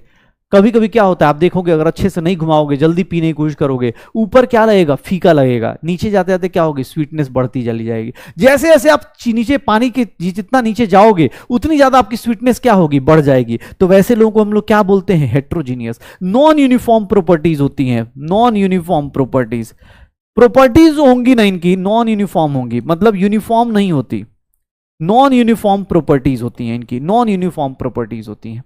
लेकिन सर होमोजीनियस का मतलब होता है यूनिफॉर्म प्रॉपर्टीज। इनके अंदर क्या रहेगा, यूनिफॉर्म रहेगा। जैसे आप कोल्ड ड्रिंक लेते हो, दुकान से लेके आते हो, या फिर आप पेप्सी ऐसे भी पियोगे तो ऊपर से लेकर नीचे तक स्वीटनेस क्या रहेगी, सेम रहेगी। ऊपर से लेकर नीचे तक स्वीटनेस क्या रहेगी, सेम रहेगी। तो इस बात का ध्यान रखिएगा जब भी आपसे कोई बोले physical classification of matter, solid liquid gas, chemical classification of matter, pure substances, mixture, variable composition होता है। प्योर सब्सटेंस क्या है, हाँ बेटा 9th में करा था, ये 10th में मुझे भी पता है, हाँ कोई दिक्कत नहीं, ठीक है। ये यार मुझे ही पता है 9th क्लास में ये सब पढ़ा हुआ है, लेकिन मेरा काम है मैं आपको यहां से लेकर जा रहा हूं। कोई मुझसे ये ना बोले कि सर मैं 9th 10th वीक था तो मेरा नहीं हो पाया। देख ले बेटा, प्योर सब्सटेंस मतलब इसमें कोई मिक्सिंग नहीं है किसी के साथ। प्योर सब्सटेंस है, उसमें दो लोग आएंगे, एलिमेंट्स आएंगे, कंपाउंड्स आएंगे। मिक्सचर्स क्या होते हैं सर, ऑब्वियस है जिसके अंदर मिक्स किया जाता है मॉलिक्यूल्स, होमोजीनियस और हेट्रोजीनियस, होमोजीनियस और हेट्रोजीनियस। हाँ ईद के दिन ऑफ होगा बेटा, आराम से, आप टेंशन मत लो, ऑब्वियस है सब कुछ आएगा, ठीक है। चलो, तो मैं ये बोल रहा था अपने पास प्योर सब्सटेंस हो गया, मिक्सचर्स हो गया, होमोजीनियस, हेट्रोजीनियस हो गया। अच्छा, मुझसे किसने बोल दिया कि सर एक काम करते हैं इसको ना, अब देखो कुछ लोगों को ऐसे अच्छा लगता है, मैं ऐसे देखो, अब ऑब्वियस है भाई, मैं भी ऐसे करके किसी को लग रहा हो तो मिक्सचर्स में भी क्या हो जाएगा, होमोजीनियस और हेट्रोजीनियस। अब वही चीजें हैं, अलग अलग तरीके से आप जितनी बार लिखना चाहो। मैं इसलिए जानबूझ के कभी कभी एनसीईआरटी इन सब की टेबल्स लेके आता हूं ताकि इसी बहाने आप क्लास में 2-3 बार देखोगे तो याद हो जाएगा कि हाँ यार ऐसे भी क्लासिफिकेशन था। फिजिकल पे देखोगे सॉलिड लिक्विड गैस, केमिकल पे देखोगे pure substance, element compound, mixture में होमोजीनियस हेट्रोजीनियस। पक्का? अच्छा चलो एक बात बताओ, एक बात बताओ, कितने लोगों को सॉलिड लिक्विड गैस का डिफरेंस पता है? कितने लोगों को सॉलिड लिक्विड गैस का डिफरेंस पता है? एक बोल रहा सर आपका नाम क्या है? हाँ, नाम से क्या रखा है यार, बहुत बड़े महान आदमी ने बोल के गए कि नाम में क्या रखा है, तो छोड़ो। नहीं बेटा, हम लोग अगली क्लास में मिलेंगे आप में ना, अभी तो बस ये देख रहे हैं। चलिए अब मुझे बताइए, सॉलिड लिक्विड गैस कितने लोगों को पता है कि सॉलिड लिक्विड गैस में आप डिफरेंशिएट कर पाते हो? चलो सॉलिड लिक्विड गैस जो आपने 9th में पढ़ा या 10th में पढ़ा, आज उसको ना थोड़ा अलग लेवल पे लेके जाते हैं, मतलब ट्रांसफॉर्म में लेके जाते हैं। आज देखते हैं सॉलिड लिक्विड गैस होता क्या है। हम सबको चलो बेसिक चीज पता है कि सॉलिड का मतलब क्या होता है, मॉलिक्यूल्स पास पास होंगे, इंटरमॉलिक्यूलर डिस्टेंस क्या होगा, कम होगा, इंटरमॉलिक्यूलर फोर्स क्या होगा, ज्यादा होगा सॉलिड से केस में, उसके मॉलिक्यूल्स एकदम पास पास रहते हैं। आज कुछ नई चीजें देखते हैं, आज पता तो चले कि 9th से और क्या 11th अलग होता है, देखते हैं। चलिएगा एक सिंपल सा, मैं देखो, अच्छा जिसको लिखना हो बेटा तो साथ में लिख सकते हो, लेकिन हाँ ऑब्वियस है मैं समझाता चलूंगा, जिसको लिखना है लिखते चलना साथ साथ में, एक एक कॉलम बना के। आप पहली लाइन बना लेना, ठीक है, मैं थोड़ा साइड हो जाता हूं। आप पहली लाइन पहले ही मत लिखना शुरू करना, पहले मैं समझाऊंगा, उसके साथ साथ आपको पॉइंट्स ऐड करते चलने। ऑब्वियस ये 9th में है तो थोड़ा सा मैं यहाँ पे एक अपर एज लेके चल रहा हूँ कि मैं आपको लिखवाऊंगा नहीं, मतलब मैं नहीं लिखूंगा, क्योंकि ऑब्वियस है वो सब चीजें 9th में पढ़ी हैं। जैसे अब सॉलिड लिक्विड गैस की बात करूं, सॉलिड लिक्विड गैस की बात करूं, तो मैं एक सिंपल सी चीज आपको बोलता हूं, ये बताइएगा सर सॉलिड में अगर मैं आपको फीचर्स की बात करूं तो पहला फीचर शेप। शेप किसका फिक्स होता है? डेफिनेट, ये इंडेफिनिट होता है। लिक्विड का शेप क्या होता है? जिस कंटेनर में डालेंगे उसी कंटेनर का हो जाएगा। इंडेफिनिट का मतलब क्या हो जाता है? जिस कंटेनर में डालेंगे उसी कंटेनर का बन जाएगा। सॉलिड लिक्विड गैस में ये डिफरेंस आपको 9th क्लास से शायद आपके दिमाग में है, और मैं भी आपको नहीं चाहता कि मैं ये चीज बताऊं। शेप आपको पता है, मैं बोलूं फ्लो करने की टेंडेंसी, ध्यान सुनिएगा, ओ सुनिएगा सुनिएगा, अब देखिए अब आपको मजा आने वाला है। शेप बोला, हाँ सर प्लीज बेटा जिसको लिखना है साथ साथ में ये आप टेबल बना लो, छोटा छोटा टेबल बनाना, बहुत बड़ा बड़ा मत बना देना, मैंने आपके लिए जानबूझ के थोड़ा बड़ा रखा है, ठीक है? हाँ हाँ, अरे आता है, हाँ बेटा कोई दिक्कत नहीं, अगर आपको लगता है, जिन लोगों को भी लगता है, ठीक है, जिन लोगों को भी लगता है कि भाई सिलेक्शन और उसके बीच में, मतलब कि स्कूल और यहां पर ऑब्वियस से आपको 2 बार नोट्स बनाने पड़ते हैं, आप उसके हिसाब से डिसीजन ले सकते हो। हाँ हाँ कोई दिक्कत नहीं, अगर स्कूल में अच्छे नोट्स बन रहे हैं तो यहाँ पे शॉर्ट नोट्स बना लेना फिर, ठीक है? हाँ देखो चलो मैं देखता हूं, अब देखो अब शांत से सुनना। शेप तो सबको पता है, 9-10 से पढ़ते आ रहे हैं, कोई दिक्कत नहीं, लेकिन फ्लो करने की टेंडेंसी, भाई साहब सॉलिड के अंदर फ्लो करने की टेंडेंसी क्या होती है? नहीं होती है। लिक्विड फ्लो करता है, गैस फ्लो करता है। और एक बात बताऊं, सॉलिड लिक्विड गैस में अब आपको कुछ प्रॉपर्टीज ऐड करनी है। क्या? तो सर अब जब चीजें आएंगी ना तो यहां पर ऐड करनी है, मतलब ये देखो, तुम्हें सॉलिड लिक्विड गैस तो पता था, लेकिन एक वर्ड आज जान जाना, एक को बोलते हैं फ्लूइड्स। फ्लूइड्स किसको बोलते हैं? फ्लूइड्स कौन से होते हैं? Which has tendency to flow. Sir fluids किसको बोला जाता है? Which has tendency to flow. बेटा ये नोट करके डालना, फ्लूइड्स का मतलब क्या होता है? फ्लूइड्स का मतलब कहीं वर्ड यूज करेगा तो गैस प्लस लिक्विड को कंबाइन करके हम लोग क्या बोलते हैं? फ्लूइड बोलते हैं। जिसके अंदर फ्लो करने की टेंडेंसी होती है उसको हम लोग क्या बोलते हैं? फ्लूइड बोलते हैं। जिसको फ्लो करने की टेंडेंसी है उसको बेटा क्या बोलते हैं? फ्लूइड्स बोलते हैं। फ्लूइड्स किसको बोलते हैं? Which has tendency to flow. ठीक है, ये देख लो सर, आपको ये तो शेप तो आपको पहले से पता था, लेकिन अब आपको पता है कि सर दोनों ही फ्लो करते हैं, दोनों ही फ्लो करते हैं, तो इन दोनों को मिला के हमने क्या नाम दे दिया? फ्लूइड्स दे दिया, टेंडेंसी टू फ्लो। ठीक है, टेंडेंसी टू फ्लो। अब कुछ कुछ चीजें नोट करके हम ऐड करते चलेंगे, ध्यान सुनिएगा। वॉल्यूम, वॉल्यूम आपको ही पता है सर, वॉल्यूम किसका क्या होता है? वॉल्यूम किसका क्या होता है सर? वॉल्यूम सॉलिड का क्या होता है? फिक्स्ड होता है। वॉल्यूम सॉलिड का क्या होता है? फिक्स्ड होता है। लिक्विड क्या होता है? फिक्स्ड होता है। लेकिन गैस का वॉल्यूम फिक्स नहीं होता। गैस का वॉल्यूम टेम्परेचर और प्रेशर पर डिपेंड करता है। कोई पूछे गैस का वॉल्यूम क्या होता है? फिक्स्ड क्यों नहीं होता? बिकॉज गैस का जो वॉल्यूम होता है, वॉल्यूम ऑफ गैस जो होता है वो डिपेंड करता है टेम्परेचर एंड प्रेशर के ऊपर। ठीक है, तो गैस का वॉल्यूम ये।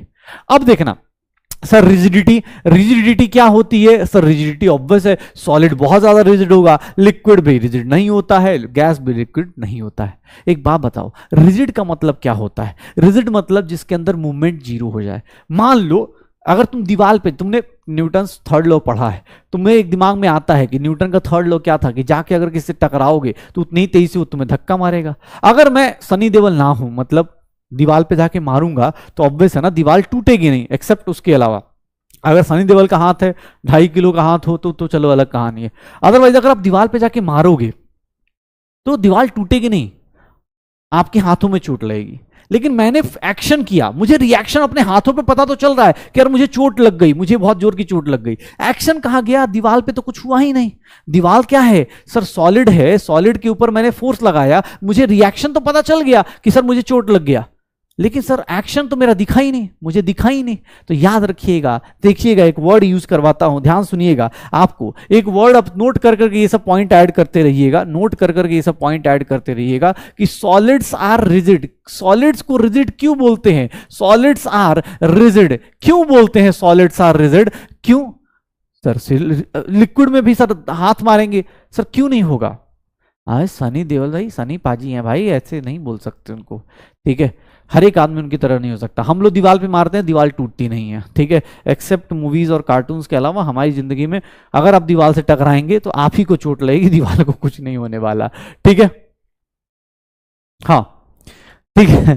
तो देखो, देखना आपने, सॉलिड्स आर रिजिड क्यों? बिकॉज क्या बोला जाता है? बिकॉज सॉलिड्स आर रिजिड क्यों? बिकॉज जब आप फोर्स लगाते हो, जब इनके ऊपर कोई फोर्स लगाता है, कोई बोले फोर्स लगाएंगे, सर फोर्स लगाएंगे तो क्या होते हैं इनके मॉलिक्यूल्स ना, अगर माइक्रो लेवल पे जाके देखोगे, ऐसा ना इनके अंदर फर्क नहीं पड़ता, दीवार पे टकराओगे दीवार पे ही फर्क पड़ता है, बट वो इतने टाइटली पैक्ड होते हैं, इतने टाइटली पैक्ड होते हैं। मान लो तुम किसी बस में जा रहे हो, कहीं पे खड़े हो, बहुत टाइटली पैक्ड हो, हर एक हिल डुल नहीं सकते। अगर बस खाली होगी ना, ब्रेक मारेगा, तुम इधर से इधर जाओगे, इधर से इधर जाओगे, इधर से इधर जाओगे। लेकिन अगर बहुत टाइटली आसपास लोग खड़े हों तो फिर आप मूव नहीं कर सकते। देखोगे मेट्रो में, ट्रेन में खड़े रहते हैं लोग, ऐसे करे खड़े चलते चले जाएंगे। लेकिन वहीं अगर खाली ट्रेन है तो झटका झटका लगता रहेगा, झटका लगता रहेगा। तो वही वाली बात है, ध्यान सुनिए। सॉलिड्स आर रिजिड क्यों? क्योंकि सर क्या होता है कि solids are rigid because when force is applied, कोई अगर फोर्स अप्लाई करते हो, आप फोर्स अप्लाई करते हो,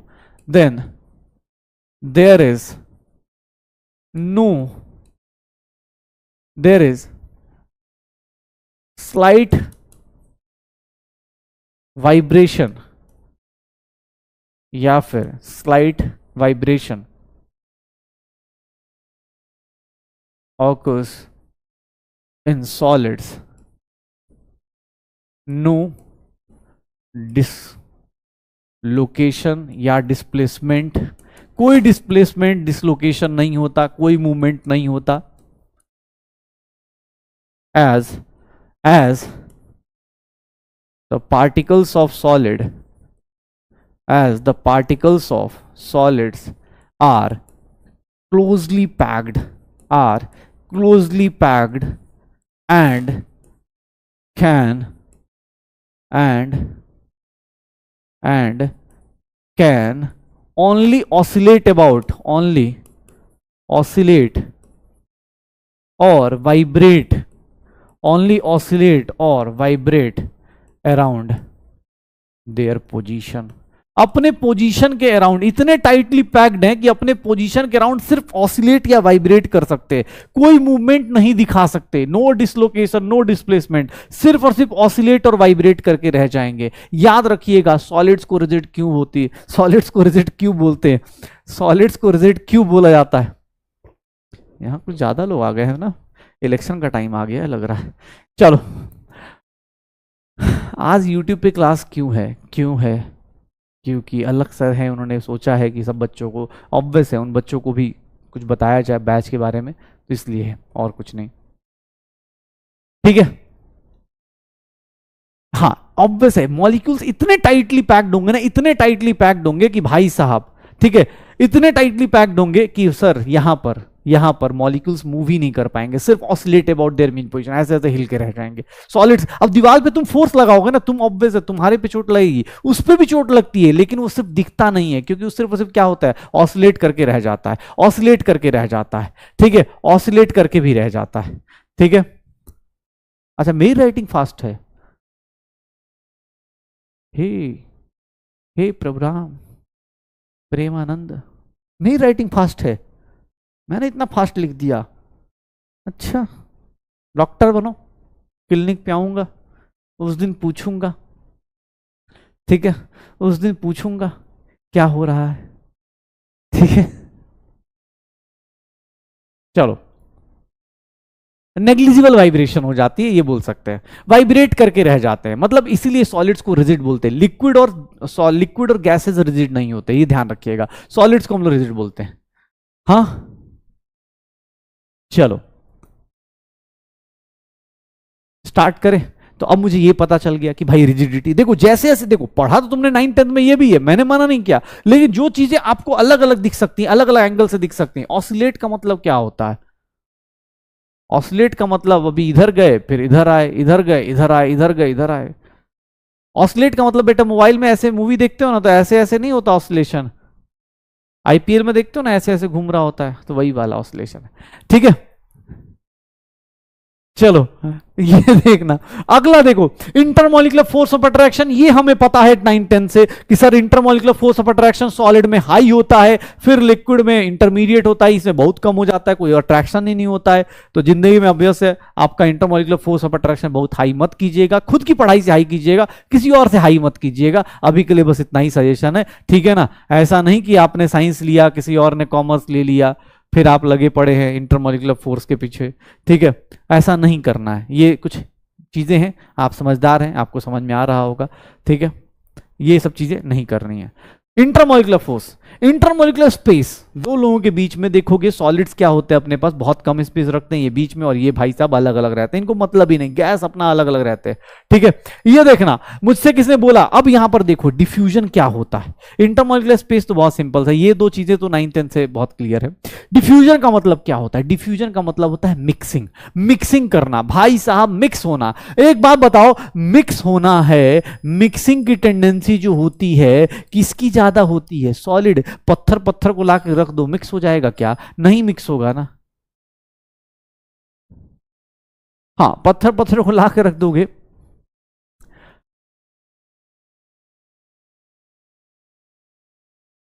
डेवलपमेंट ऑफ केमिस्ट्री पार्ट करा दूंगा बेटा, आज थोड़ा स्टार्ट कर लू ना यार, अब धीरे धीरे थ्योरी वाला पार्ट भी करा दूंगा, डोंट वरी, अरे वो करा दूंगा, ठीक है।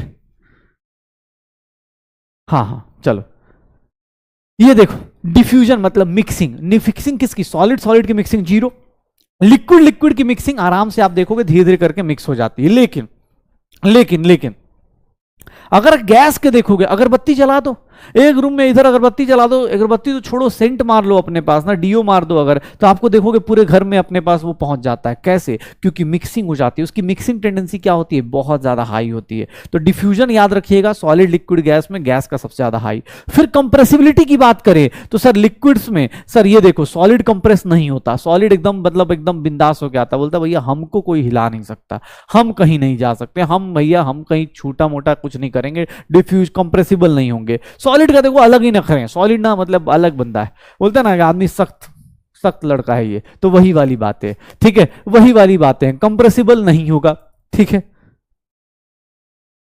हाँ कंप्रेसिबल नहीं होगा। ये क्या हो जाता है, लिक्विड लिक्विड में अपने पास देखेंगे तो लिक्विड लिक्विड में क्या होता है कि सर यहाँ पे थोड़ा बहुत कंप्रेस कर सकते हो थोड़ा बहुत, लेकिन ये भाई साहब गैस है यार, गैस को तो कोई भी दबा सकता है, गैस को कोई भी कंप्रेस कर सकता है, कोई दिक्कत नहीं आएगी, ठीक है, गैस को कोई भी कंप्रेस कर सकता है, कोई दिक्कत नहीं आएगी। अब बेटा ये तो 9th-10th में आपने पढ़ा था, जिन लोगों ने चार्ट बनाया बहुत बढ़िया, बहुत बढ़िया। लेकिन अब दो चीजें आपके लिए नई आई हैं, उसको थोड़ा ध्यान से देखिएगा और साथ साथ में सीखते चलिएगा। मैं जैसे जैसे आप आगे जाएंगे मैं याद दिलाऊंगा। एक वर्ड होता है thermal energy. What is thermal energy? ध्यान से सुनिएगा, थर्मल एनर्जी। अब देखिए थर्मल एनर्जी, थर्मल एनर्जी क्या होता है तो ध्यान से सुनना। Thermal energy is nothing, energy किसी भी बॉडी के अंदर, energy due to, thermal energy किसको बोलते हैं? Due to movement of, due to movement of, due to movement of sir particles, due to movement of particles in a matter. किसी भी substance में अगर उसके पार्टिकल्स के मूवमेंट के कारण जो एनर्जी होती है, ध्यान सुनना, energy due to movement of particles, ध्यान सुनना बेटा, एक लाइन सुनना, due to movement of particles मतलब क्या? रिपीट, क्या मतलब होता है? ध्यान सुनना, कंप्रेसिबल मतलब जिसको कंप्रेस कर पाए भाई, कंप्रेस, दबा पाए ऐसे, ठीक है। हाँ अच्छा बेसिक से पढ़ाओ, अच्छा ओके, बेसिक से कहाँ मतलब, बेसिक का मतलब क्या होता है? ये हाई फाई है ना? अच्छा बेसिक का मतलब, अच्छा रे सुनो, अरे वो बोला बेसिक से पढ़ाओ, बेसिक, बेसिक लिखते, बेसिक से पढ़ो यार। अरे बेसिक, बेसिक, तो देखो बेसिक से पढ़ो, ठीक है, चलेगा। हाँ ये हाई फाई बातें चल रही हैं यार, बहुत डिफिकल्ट डिफिकल्ट, बताओ बताओ यार, सॉलिड लिक्विड गैस की बात पहली क्लास में कर दी यार आपने। बेसिक से पढ़ो यार, बेसिक से पढ़ेंगे। देख रहे हो विनोद, बेसिक बेसिक चल रहा है। हाँ बेसिक बेसिक, कैसे बेसिक बेसिक बोल के हाई फाई चीज पढ़ा दिया गया, बताइए सॉलिड लिक्विड गैस के बारे में। हाँ सॉलिड लिक्विड गैस के बारे में पहला दिन पढ़ा दिया गया, कैसे इंग्लिश बोलते बोलते, बेसिक बोलते बोलते सॉलिड लिक्विड गैस तक पहुंच गए, ठीक है। अरे सुनो भाई, थर्मल एनर्जी की बात करते हैं। हाँ देखो, थर्मल एनर्जी की बात करते हैं। अरे बहुत हाई फाई है यार, अगर किसी को सच में बहुत हाई फाई लग रहा हो, बेटा अभी भी ऑप्शंस खुले, अभी रिजल्ट आया नहीं है, there is a lot of option behind science, आप देख सकते हो। बाकी हम बेसिक से पढ़ रहे हैं, ठीक है। चलो थर्मल एनर्जी, थर्मल एनर्जी की बात करते हैं, थर्मल एनर्जी की बात करते हैं, ठीक है। हाँ अगले दिन से बैच में आओ यार, तब पता चलेगा। थर्मल एनर्जी की बात कर, थर्मल एनर्जी का मतलब, थर्मल एनर्जी को काइनेटिक एनर्जी मत समझना। काइनेटिक एनर्जी क्या होती है? काइनेटिक एनर्जी, अगर मैं तेजी से मूव करूंगा ना, मैं मूव करूंगा, एम मास का वेलोसिटी वी से मूव करेगा, एम मास का आदमी वी से मूव करेगा, ऐसे ऐसे मूव करेगा, तो मेरे अंदर काइनेटिक एनर्जी आएगी। मेरे अंदर क्या आएगी? काइनेटिक एनर्जी आएगी, इस मूवमेंट से काइनेटिक एनर्जी आएगी। लेकिन मैं ऐसे खड़ा हूं, मैं सिर्फ बोल रहा हूं, मेरी कोई मूवमेंट नहीं है, मेरी काइनेटिक एनर्जी जीरो है, लेकिन मेरे अंदर का जो थर्मल एनर्जी है ना भाई साहब, जो थर्मल एनर्जी, बॉडी मूव मतलब बॉडी के अंदर हार्ट पंप कर रहा है, मैं बोल रहा हूं तो मेरे मुंह से कुछ एनर्जी आ रही होगी, जा रही होगी, तो ये क्या है? थर्मल एनर्जी है। सुना होगा ना, ह्यूमन बॉडी का टेम्परेचर 37 डिग्री होता है, 37 डिग्री के आसपास होता है, वो क्या होता है? अंदर की एनर्जी, बॉडी अपने आप को गर्म रखती है, एक टेम्परेचर पे रखती है, शायद याद है। हाँ काइनेटिक एनर्जी थर्मल एनर्जी नहीं होती। अरे थर्मल एनर्जी क्या है सर? मैं खड़ा भी हूं ना तब भी मेरे अंदर थर्मल एनर्जी होगी, क्यों? क्योंकि मेरे अंदर जो पार्टिकल्स होंगे ना, वो कुछ ना कुछ हार्ट पंप कर रहा होगा, ब्लड चल रहा होगा, पेट अपना कुछ काम कर रहा होगा, ये सब तो कुछ हो ही रहा होगा ना। हाँ तो उसको क्या बोलते हैं? वाइब्रेशन की एनर्जी, सब ये थर्मल एनर्जी है। थर्मल एनर्जी किसकी ज्यादा होगी? चलो ये बताओ किसकी ज्यादा होगी? सॉलिड लिक्विड गैस में किसकी ज्यादा होगी थर्मल एनर्जी? मुझे बताओ, बेसिक से बताओ यार, बेसिक से बताओ, थर्मल एनर्जी किसकी ज्यादा होगी? थर्मल एनर्जी किसकी ज्यादा होगी? सॉलिड लिक्विड गैस किसकी ज्यादा होगी? बेसिक से बताना, बेसिक से, एकदम सच बोल रहा हूं। किससे?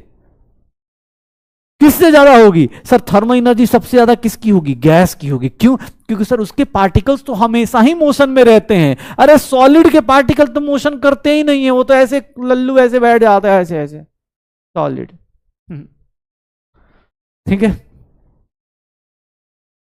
पक्का। ये देख लो सबसे ज्यादा किसकी होगी? गैस की। सॉलिड लिक्विड गैस में सबसे ज्यादा गैस, क्योंकि उसके पार्टिकल्स के ऑब्वियस है भाई, गैस के पार्टिकल। थर्मल एनर्जी क्या करता है? अगर कोई बोल दे थर्मल एनर्जी किसी का हाई है, ध्यान सुनना, किसके पार्टिकल, अगर थर्मल एनर्जी किसी का ज्यादा है बेटा, थर्मल एनर्जी अगर हाई है, हाई का मतलब ऐसे, थर्मल एनर्जी ज्यादा है, एरो मत ऊपर का मतलब ज्यादा, थर्मल एनर्जी अगर ज्यादा है तो उसके पार्टिकल्स का मूवमेंट क्या होगा? मूवमेंट ऑफ पार्टिकल्स क्या होगा? ज्यादा होगा। मूवमेंट ऑफ पार्टिकल्स क्या होगा? ज्यादा होगा। उसके पार्टिकल्स खूब मूव कर रहे होंगे, ऐसे खूब चल रहे होंगे, ठीक है, पक्का। चलो ये देखो, तो ये थर्मल एनर्जी, ये थर्मल एनर्जी है। थर्मल एनर्जी अपने पास ये होता है, तो सर देख लीजिए, अब आपके पास अलग क्या आया? थर्मल एनर्जी का फीचर आपको अब अलग रखना है, क्या? कि थर्मल एनर्जी किसका ज्यादा होता है? थर्मल एनर्जी किसका ज्यादा होता है? लेस। सॉलिड में सबसे कम, इसमें इंटरमीडिएट, इसमें बहुत ज्यादा हाई। सर सबसे ज्यादा हाई होगा, पक्का? श्योर हो? अरे देख ले भाई, हो जाएगा। सॉलिड में भाई, सॉलिड का पार्टिकल, अभी तो एक बात बता, कौन पूछ रहा है? सॉलिड में क्या लिखा तुमने भाई? कि सॉलिड के पार्टिकल्स एकदम क्लोजली पैक्ड होते हैं। सॉलिड के पार्टिकल्स मूवमेंट नहीं करते हैं, वो बस इतना ही मूव कर सकते हैं जितना मैं अभी मूव कर रहा हूं, उनको कुछ भी कर लो मूवमेंट नहीं करेंगे। लिक्विड के पार्टिकल्स ऐसे ऐसे जा सकते हैं। गैस के पार्टिकल वो तो उड़ता चलता है, उसी के लिए तो गाना बढ़ता है, इधर चला मैं उधर चला, जाने कहा मैं किधर चला। हाँ ये देख लो। तो सर सॉलिड्स में काहे का थर्मल एनर्जी होने चला यार, सॉलिड्स का तो कहानी ही अलग है। सॉलिड्स में तो एकदम शांति से बैठ जाओ, अरे मस्त एकदम। हाँ ये देख लो। ओके चक्का चले, ये देखना ये देखना। अब मोशन की बात करते हैं, तो मोशन का मतलब क्या होगा सर, सॉलिड में सिर्फ और सिर्फ किस टाइप का मोशन अलाउड है, सिर्फ और सिर्फ वाइब्रेट कर सकते हैं। लिक्विड वाइब्रेशन के साथ साथ ट्रांसलेशनल मतलब मूवमेंट दिखाएगा, चलता चला जाएगा। और सर ये देखो गैस को भाई साहब जिंदगी जी रहे हैं गैस वाले। सॉलिड का मतलब क्या होता है, जैसे सॉलिड सॉलिड का मतलब क्या हो रहा होता है, घर में एक आदमी होता है ना ज्यादा हंसता नहीं है, मतलब उसको कपिल शर्मा का भी शो लाके दिखा दो ना, ऐसे बहुत सारे लोग हंस रहे हो, हेरा फेरी लाके दिखा दो, हेरा फेरी पार्ट 2 लाके दिखाओ, बैक टू बैक दिखाओ, वो है सॉलिड। लिक्विड क्या है, कूद रहा है बस अपने ही घर में चल रहा है। और एक होता है गैसियस वाला, वो पूरा मोहल्ले को बता के आता है। तो देख लो सॉलिड का मतलब क्या हो गया, सिर्फ वाइब्रेट करके रह गया, थोड़ा बहुत मुस्कुरा के रह गया। अच्छा हाँ, लिक्विड का मतलब कि थोड़ा बहुत वाइब्रेशन साथ साथ में क्या हो गया, ट्रांसलेशन। अरे वाइब्रेशनल है यार, वाइब्रेशनल, ठीक है वाइब्रेशनल है ये, वाइब्रेशनल, ठीक है, और ट्रांसलेशनल। और गैस का मतलब क्या है भाई साहब, पूरे मोहल्ले को बता के आ रहा है कि भाई साहब मैं चल रहा हूं, मैं ही चल रहा हूं, मैं ही जिंदगी में, ठीक है। ये देख लो, तो ये क्या है अपने पास, motion, thermal energy, motion. And the last one density, solid liquid का जो डिफरेंस है, डेंसिटी ऑब्वियस है, जो पास पास होंगे वो क्या कहलाएंगे, वो क्या कहलाएंगे सर, डेंसिटी मतलब हाईएस्ट होगा, इंटरमीडिएट बेटा इन दोनों के बीच का, इंटरमीडिएट मतलब इन दोनों के बीच का बेटा, मतलब ये सबसे कम है, ये सबसे बीच हाई है, तो इनके बीच में जो वैल्यूज आएंगी वो किसकी आएंगी, लिक्विड की आएंगे, वो किसकी आएंगे, लिक्विड की आएंगे, ठीक है, किसकी आएंगे, लिक्विड की आएंगे। एक बोला सर सीरियसली पढ़ाओ, अच्छा सीरियस होके पढ़ना है, सुनो हंसेगा कोई नहीं, सीरियस होके पढ़, मैं बेटा सीरियसली पढ़ा रहा हूं, मैं तो हंस थोड़ा हंस रहा हूँ, ये लोग खुद ही हंस रहे, ठीक है। अबे सीरियस नहीं होना है भाई, एग्जाम के लिए पढ़ाई कर रहे हो, अच्छी बात क्या है कि हम पढ़ाई कर रहे हैं, तो पढ़ाई करते टाइम हंसते खेलते पढ़ाई करो, जहां पे फील ना आए कि अरे यार टाइम देखने लगे तो फिर वो पढ़ाई का फायदा क्या है।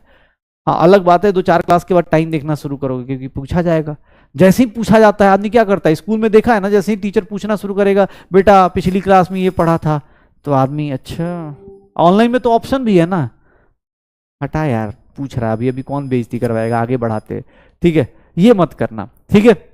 ट्रांसलेशनल का मतलब होता है बेटा जो मूवमेंट कराए, जो मूवमेंट करे, ठीक है। और जब ऐसे, अरे देख भाई, वाइब्रेशन का मतलब सिर्फ यहीं पे वाइब्रेट करके रह जाए, ट्रांसलेशन मतलब इधर जाए, रोटेशन का मतलब ऐसे रोटेट कर रहा हो, ऐसे ऐसे रोटेट कर रहा हो, तो रोटेशनल का मतलब ये हो जाता है, वाइब्रेशनल ट्रांसलेशनल ऐसे करके, ठीक है।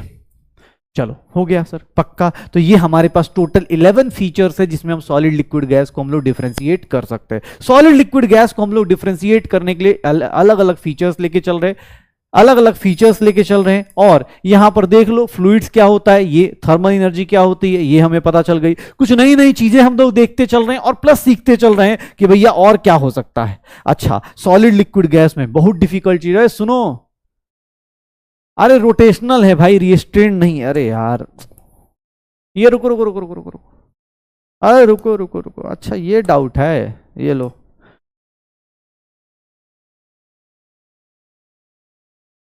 रोटेशनल, ट्रांसलेशनल प्लस रोटेशनल, अरे रिस्ट्रेंड हो गलती से, रोटेशनल है भाई, रोटेशनल रोटेशनल, अरे गलती से हो गया। व्हाट इज काइंड डेंसिटी, अच्छा ओके डेंसिटी क्या होती है, मुझे हक है,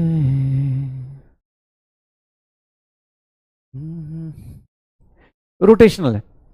डेंसिटी क्या होती है, क्या लाजवाब बेसिक से बात करते हैं, डेंसिटी क्या होती है, डेंसिटी का मतलब होता है बेटा mass divided by volume.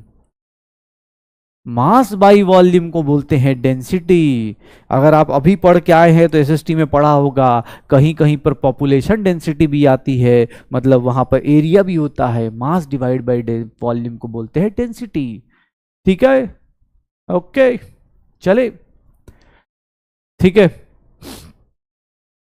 Okay चलो। अब देखो मेरे पास क्या आया, ध्यान सुनना। अब मेरे पास सॉलिड लिक्विड गैस आ गया। अब मैं बहुत खतरनाक चीज बताऊंगा, सुनना भाई साहब। अगर देख लो, तुम लोगों को याद नहीं होगा, तुम्हें समझ में नहीं आ सकता, मैं बता रहा हूं। इतनी डिफिकल्ट चीज पढ़ाते पढ़ाते मेरे हाथ कांप रहे हैं भाई साहब, इतना डिफिकल्ट। ये देखिएगा सर, बताइए सॉलिड लिक्विड में कन्वर्जन, ये देखो तो यार, ये सब कैसे समझ में आएगा? तुम लोगों को आता है क्या ये सब? कि सॉलिड अगर लिक्विड में कन्वर्ट होगा तो उसको बोलते हैं मेल्ट कर रहा है। लिक्विड अगर गैस सॉलिड में जा रहा है तो उसको बोलते हैं फ्रीज कर रहा है। सर लिक्विड अगर गैस में जा रहा है तो वेपराइजेशन हो रहा है, और गैस अगर लिक्विड में जा रहा है तो कंडेंसेशन हो रहा है। सर गैस से इधर जा रहे हैं तो इसको हम लोग एब्लिमेशन भी बोल देते हैं। सब्लिमेशन का उल्टा भाई एब्लिमेशन भी बोल दिया जाता है, कहीं कहीं इसको सब्लिमेशन भी बोला जाता है। ये कन्वर्जन, ओह माय गॉड, ये कन्वर्जन नहीं आती होगी यार। ट्रांसलेशनल का मतलब होता है X axis, Y axis, Z axis में चलना। ये देख लो, ये सॉलिड है, ये पिघल गया, ये इस तरह से चला गया, वो देख लो वेपर्स बन गए, पूरे रूम का कंटेनर ज्वाइन कर लिया। हाँ हो जाएगा। इतना डिफिकल्ट देख रहे हो, डिफिकल्टी लेवल देख रहे हो बेटा, कितना डिफिकल्टी चल रहा है। जितना जितना डिफिकल्ट ये लग रहा है, इतना ही डिफिकल्ट अपना नीट एग्जाम भी है। बस डेली डेली पढ़ते चलिए। आज ये इसलिए इजी लग रहा होगा क्योंकि अब 9th-10th में बहुत बार पढ़ के आए हैं, तो आपको लगता है अरे यार क्या ही है, इजी तो है। ठीक है, हाँ। अब ये देख लो, अब ये भाई पिक्चर बनानी है, पिक्चर मत बनाने लगना यार, कोई पिक्चर मत बनाने लगना यार, सर ऐसे बनाएंगे, सीधा सीधा पिक्चर मत बनाना। अगर किसी को लिखना भी है तो सॉलिड, ये बॉक्स बना के लिक्विड, और इधर क्या कर देना गैस, सॉलिड से लिक्विड, ऐसे मतलब मेल्टिंग पॉइंट ये सब तो पता ही होता है, मेल्टिंग पॉइंट, फ्रीजिंग पॉइंट, ये सब तो पता होता है ना। हाँ 8th में भी था मुझे यहाँ तक लगता है, ये सब तो आता ही होगा। ठीक है, हाँ we know that, very good, I know that. लेकिन यार बेसिक से पढ़ाना अपने को, फिर से एक बार लिख दो बेसिक। कोई बोलेगा नहीं यार कि सर बेसिक से नहीं पढ़ाते। हाँ बेसिक से, बेसिक से भी लिख देता हूं। देखो देखो बेसिक से पढ़ा रहा हूं मैं, ठीक है।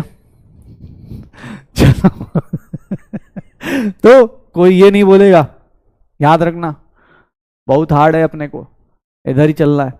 चलो तो ये देखो, अब बहुत हार्ड चीज पढ़ा, देखो कितना हार्ड था ये। चलो अब देखना मेरे से क्या बोला गया, ये देखिएगा भाई साहब, मैटर।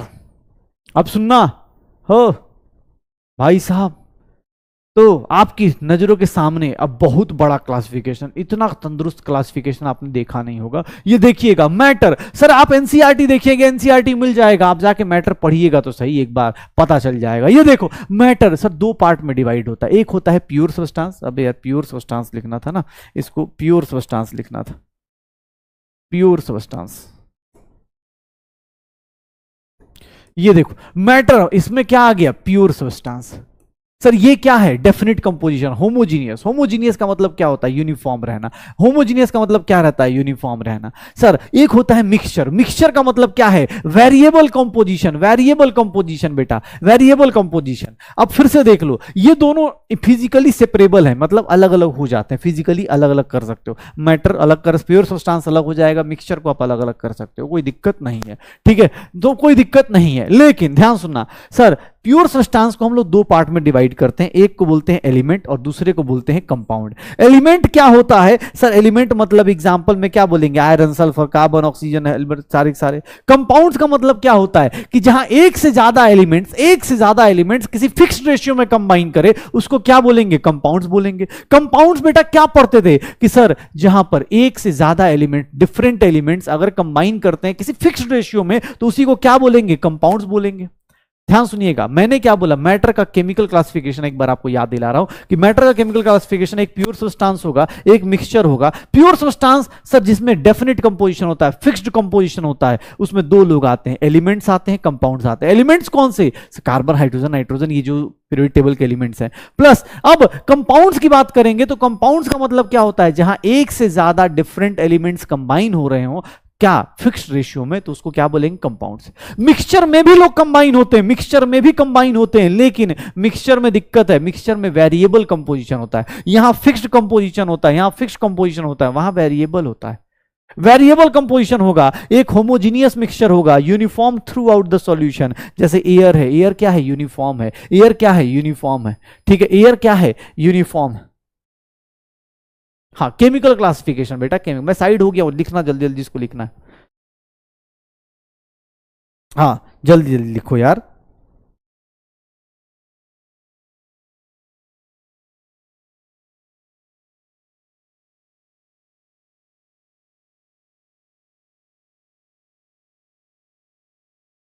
हाँ, क्या होगा? एनसीईआरटी रीडिंग करवा दूंगा, लेकिन पहले आगे तो बड़े एनसीईआरटी में पढ़वाऊंगा भाई, क्यों टेंशन ले रहे हैं सर? मिक्सचर में होमोजीनियस, होमोजीनियस मतलब यूनिफॉर्म, हेट्रोजीनियस मतलब नॉन यूनिफॉर्म, अलग अलग टाइप के, जैसे आप देखोगे अलग अलग टाइप के सॉल्यूशन बनते बनेंगे। ठीक है, पक्का श्योर हो? अरे कोई नहीं यार, घर पे लिख लेना आराम से, एनसीईआरटी है, आराम से लिख लेना। अगर भाई देखो किसी को ब्लर दिख रहा है तो उसकी क्वालिटी सही कर लो, अगर नहीं क्वालिटी सही आ रही तो उसको भाई आराम से एनसीईआरटी के हिसाब से लिख देना। पक्का हो जाएगा सर? श्योर हो?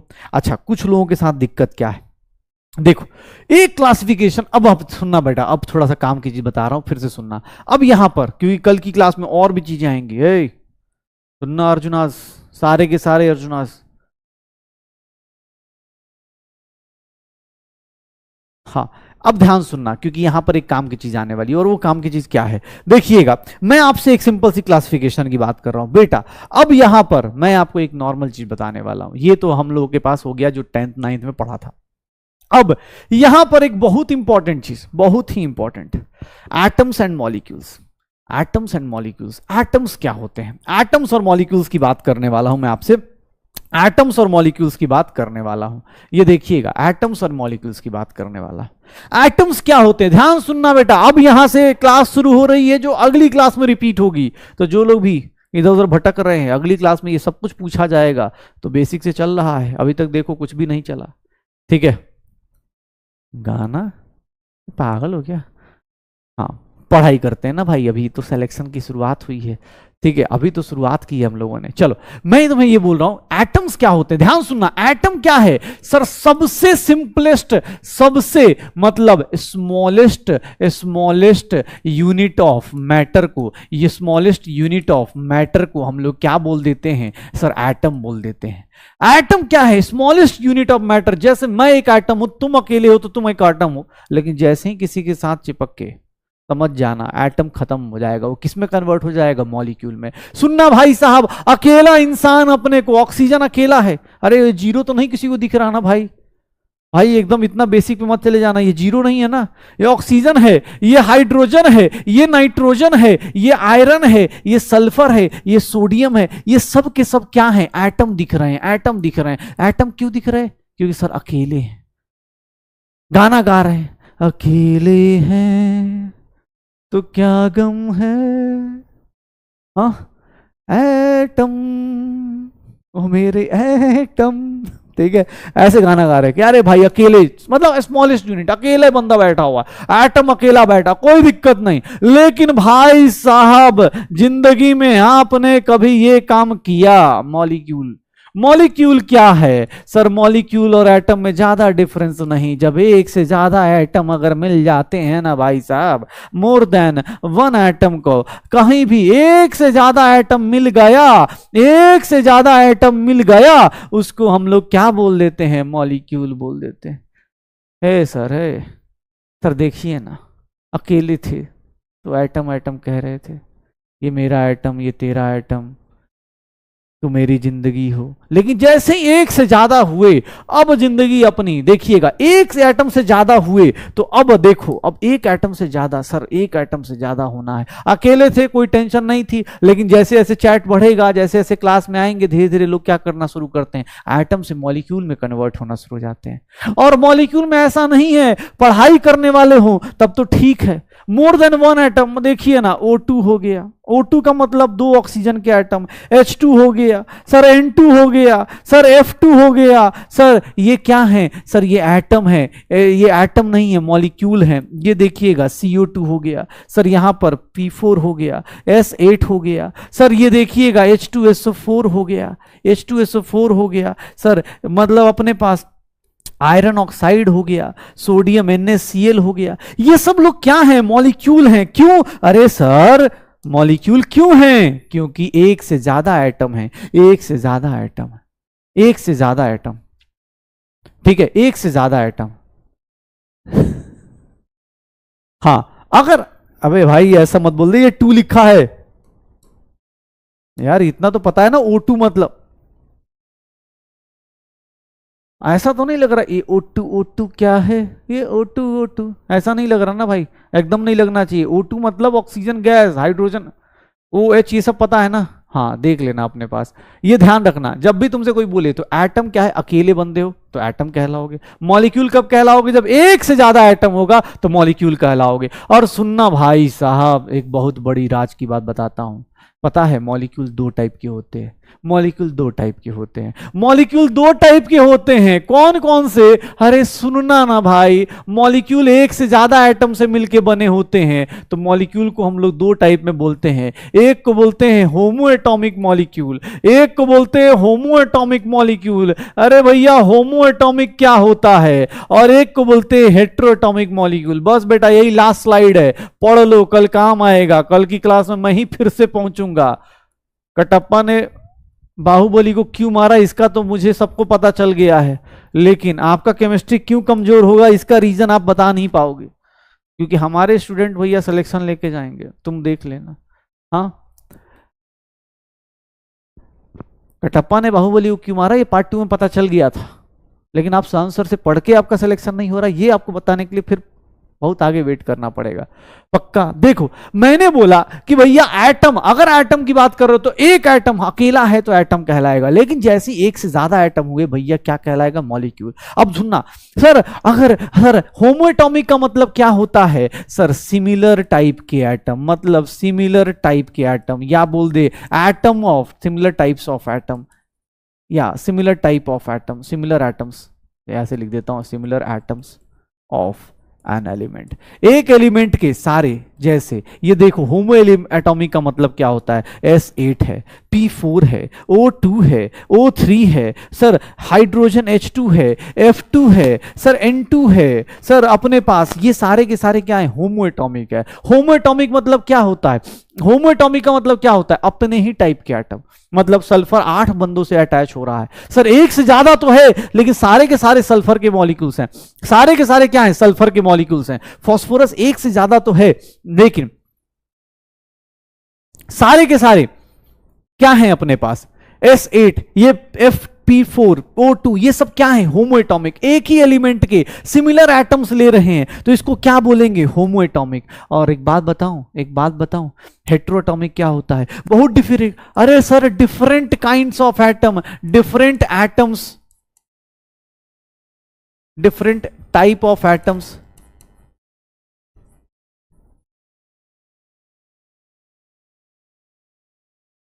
From different element, different elements, मतलब ध्यान सुनना सर, CO2 में सर ये एक से ज्यादा एटम है, लेकिन सर एक से ज्यादा एटम तो है, लेकिन एक कार्बन का एटम है, 2 ऑक्सीजन का एटम है। H2O में 2 हाइड्रोजन का एटम है, एक किसका? सर ये देख लो अपने पास H2SO4, ये क्या है? सर हेट्रोएटॉमिक मॉलिक्यूल्स हैं, हेट्रोएटॉमिक मॉलिक्यूल्स हैं। और सुनना एक बात बताता हूं, जो लोग मॉलिक्यूल और कंपाउंड में डिफरेंस नहीं कर पाते हैं ना भैया, इसी को हेट्रोएटॉमिक वाले को ही क्या बोलते हैं? जब एक से अलग अलग टाइप के लोग मिलें सर, इसी को हम लोग क्या बोलना शुरू करते हैं? कंपाउंड्स।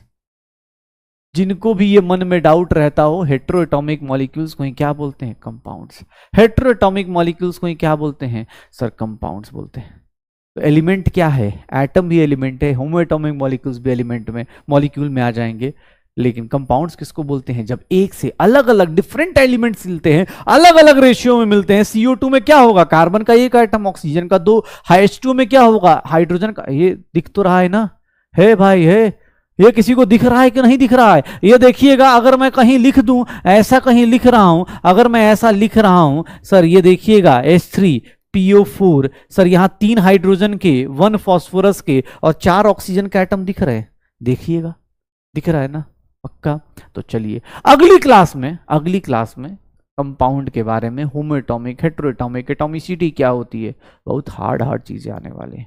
अरे सुन लेना, मैंने क्या बोला, एटम मतलब अकेला आदमी, अकेला इंसान, ऐसे ऐसे चल रहा है, जैसे आज क्लास में अकेले आए हैं तो अकेले अकेले चल रहे हैं, डेविएशन नहीं है। मॉलिक्यूल का मतलब सर अब एक से ज्यादा एटम, अब एक से ज्यादा है तो अपने पढ़ने वाले बंदों का अपना अपना ग्रुप बन गया तो उसको बोलेंगे होमो एटॉमिक, बर्बाद वालों का अपना ग्रुप बन गया वो बन गया होमो एटॉमिक। लेकिन सर अगर एक से ज्यादा, अगर अलग अलग एलिमेंट्स मिल गए, सर एक पढ़ने वाला, एक दो बिना पढ़ने वाले, दो एक पढ़ने वाला, दो अलग पढ़ने वाले, तो वो लोग मिलके क्या बना देते हैं, वो लोग मिलके क्या बना देते हैं, हेटेरोएटॉमिक मॉलिक्यूल्स।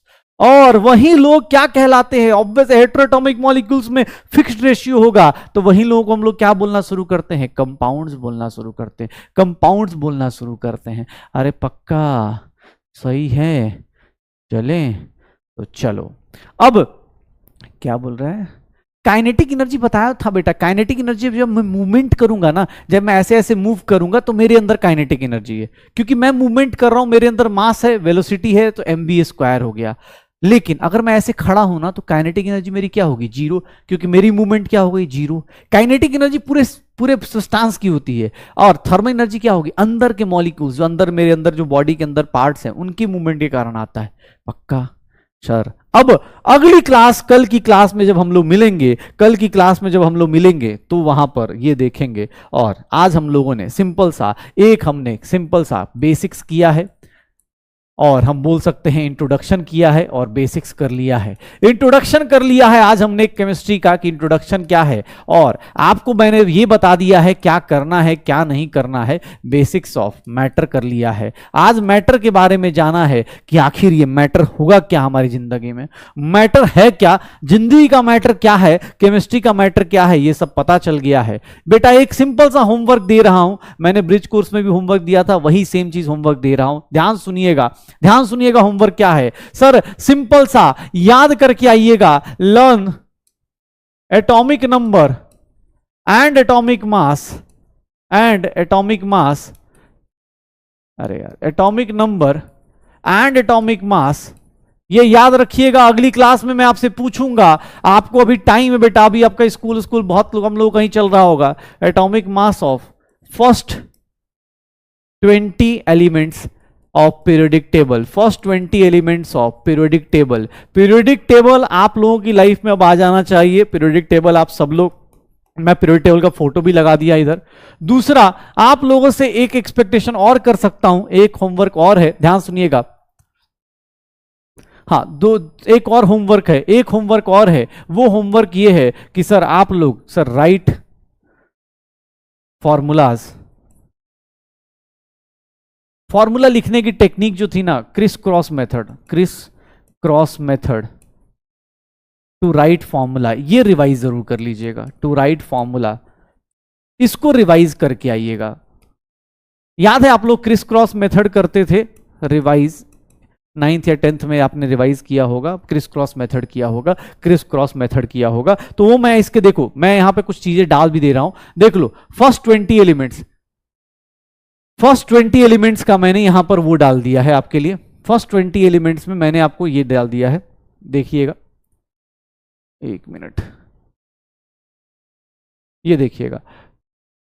अरे यार, हाँ ये मैंने यहां, इसके बाद देखिए मैं आपको यहां पर दे दिया हूं, ये फर्स्ट 20 एलिमेंट्स है जिनका एटॉमिक नंबर, मास नंबर आपको जानना चाहिए, आपको पता होना चाहिए। Atomic number, mass number, hydrogen, helium, lithium, beryllium, boron, carbon, nitrogen, oxygen, fluorine, neon, sodium, magnesium, aluminium, silicon, phosphorus, sulphur, chlorine, argon, potassium और कैल्शियम, ये आपको पता होना चाहिए। दूसरा, ये कुछ कैटायन और एनायन के एग्जांपल्स मैंने दे रखे हैं, ये हमें जरूरत पड़ेंगे। ऑलरेडी आप 10th क्लास में, 9th क्लास में आप सीख के आते हो कि सर कैल्शियम सल्फेट लिखना है तो उसका फॉर्मूला क्या होगा, नाइट्रेट का फॉर्मूला क्या होगा, ऑक्साइड का फॉर्मूला क्या होगा। ये क्रिस क्रॉस मेथड वाला चीज आप जरूर ध्यान करके आइएगा, क्योंकि अगली क्लास में इन सब की जरूरत पड़ेगी। ये कुछ हाईफाई भी मैंने दे दिए हैं ताकि जिनको अगर और ज्यादा प्रैक्टिस करनी हो तो इसको भी प्रैक्टिस कर सकते हैं। थोड़ा हाईफाई दे दिया है मैंने, टिल 12th आपका काम चल जाएगा। लेकिन हाँ ध्यान रखिएगा, जितना ज्यादा आप करेंगे उतना ज्यादा आप सिलेक्शन के पास पहुंचेंगे। ओके, अगर पीरियोडिक टेबल याद है तो बहुत अच्छा, लेकिन हाँ नहीं याद है तो ट्राई करेंगे, आपको क्लास में करवाया जाएगा।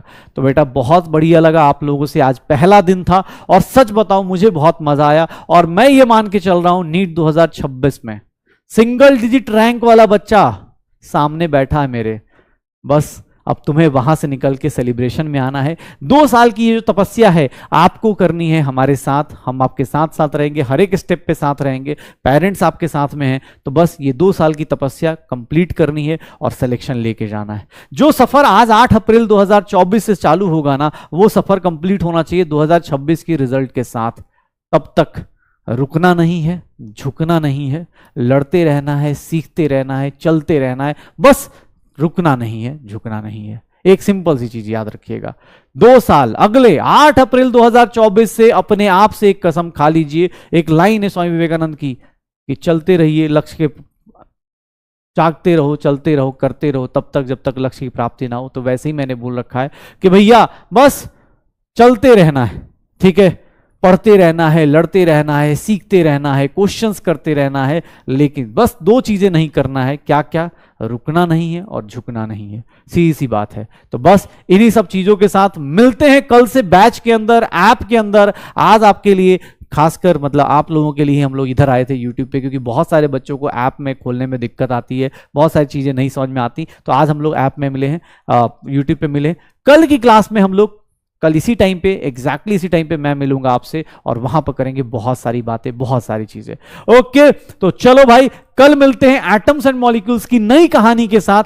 कल केमिस्ट्री का सही में आगाज करेंगे क्लास 11th का। ओके, चलो कैसा लगा ये सफर, कैसा स्टार्ट हुआ, कौन कौन किस तरह से सोच रहा है, क्या आपकी डेडिकेशन है, किस तरह का है, कमेंट सेक्शन आपका है। ये क्लास कैसी लगी आप बता सकते हो। तो मिलते हैं कल आप लोगों से, तब तक के लिए bye bye, tata, good night, good night, good night, bye bye. सब लोग पढ़ाई करो, अच्छे से पढ़। पीडीएफ बेटा लेक्चर के एंड में मिल जाएगी आपको, ऐप में ही मिल जाएगा, पीडीएफ आपको एंड में मिल जाएगा। चलो ओके बाय।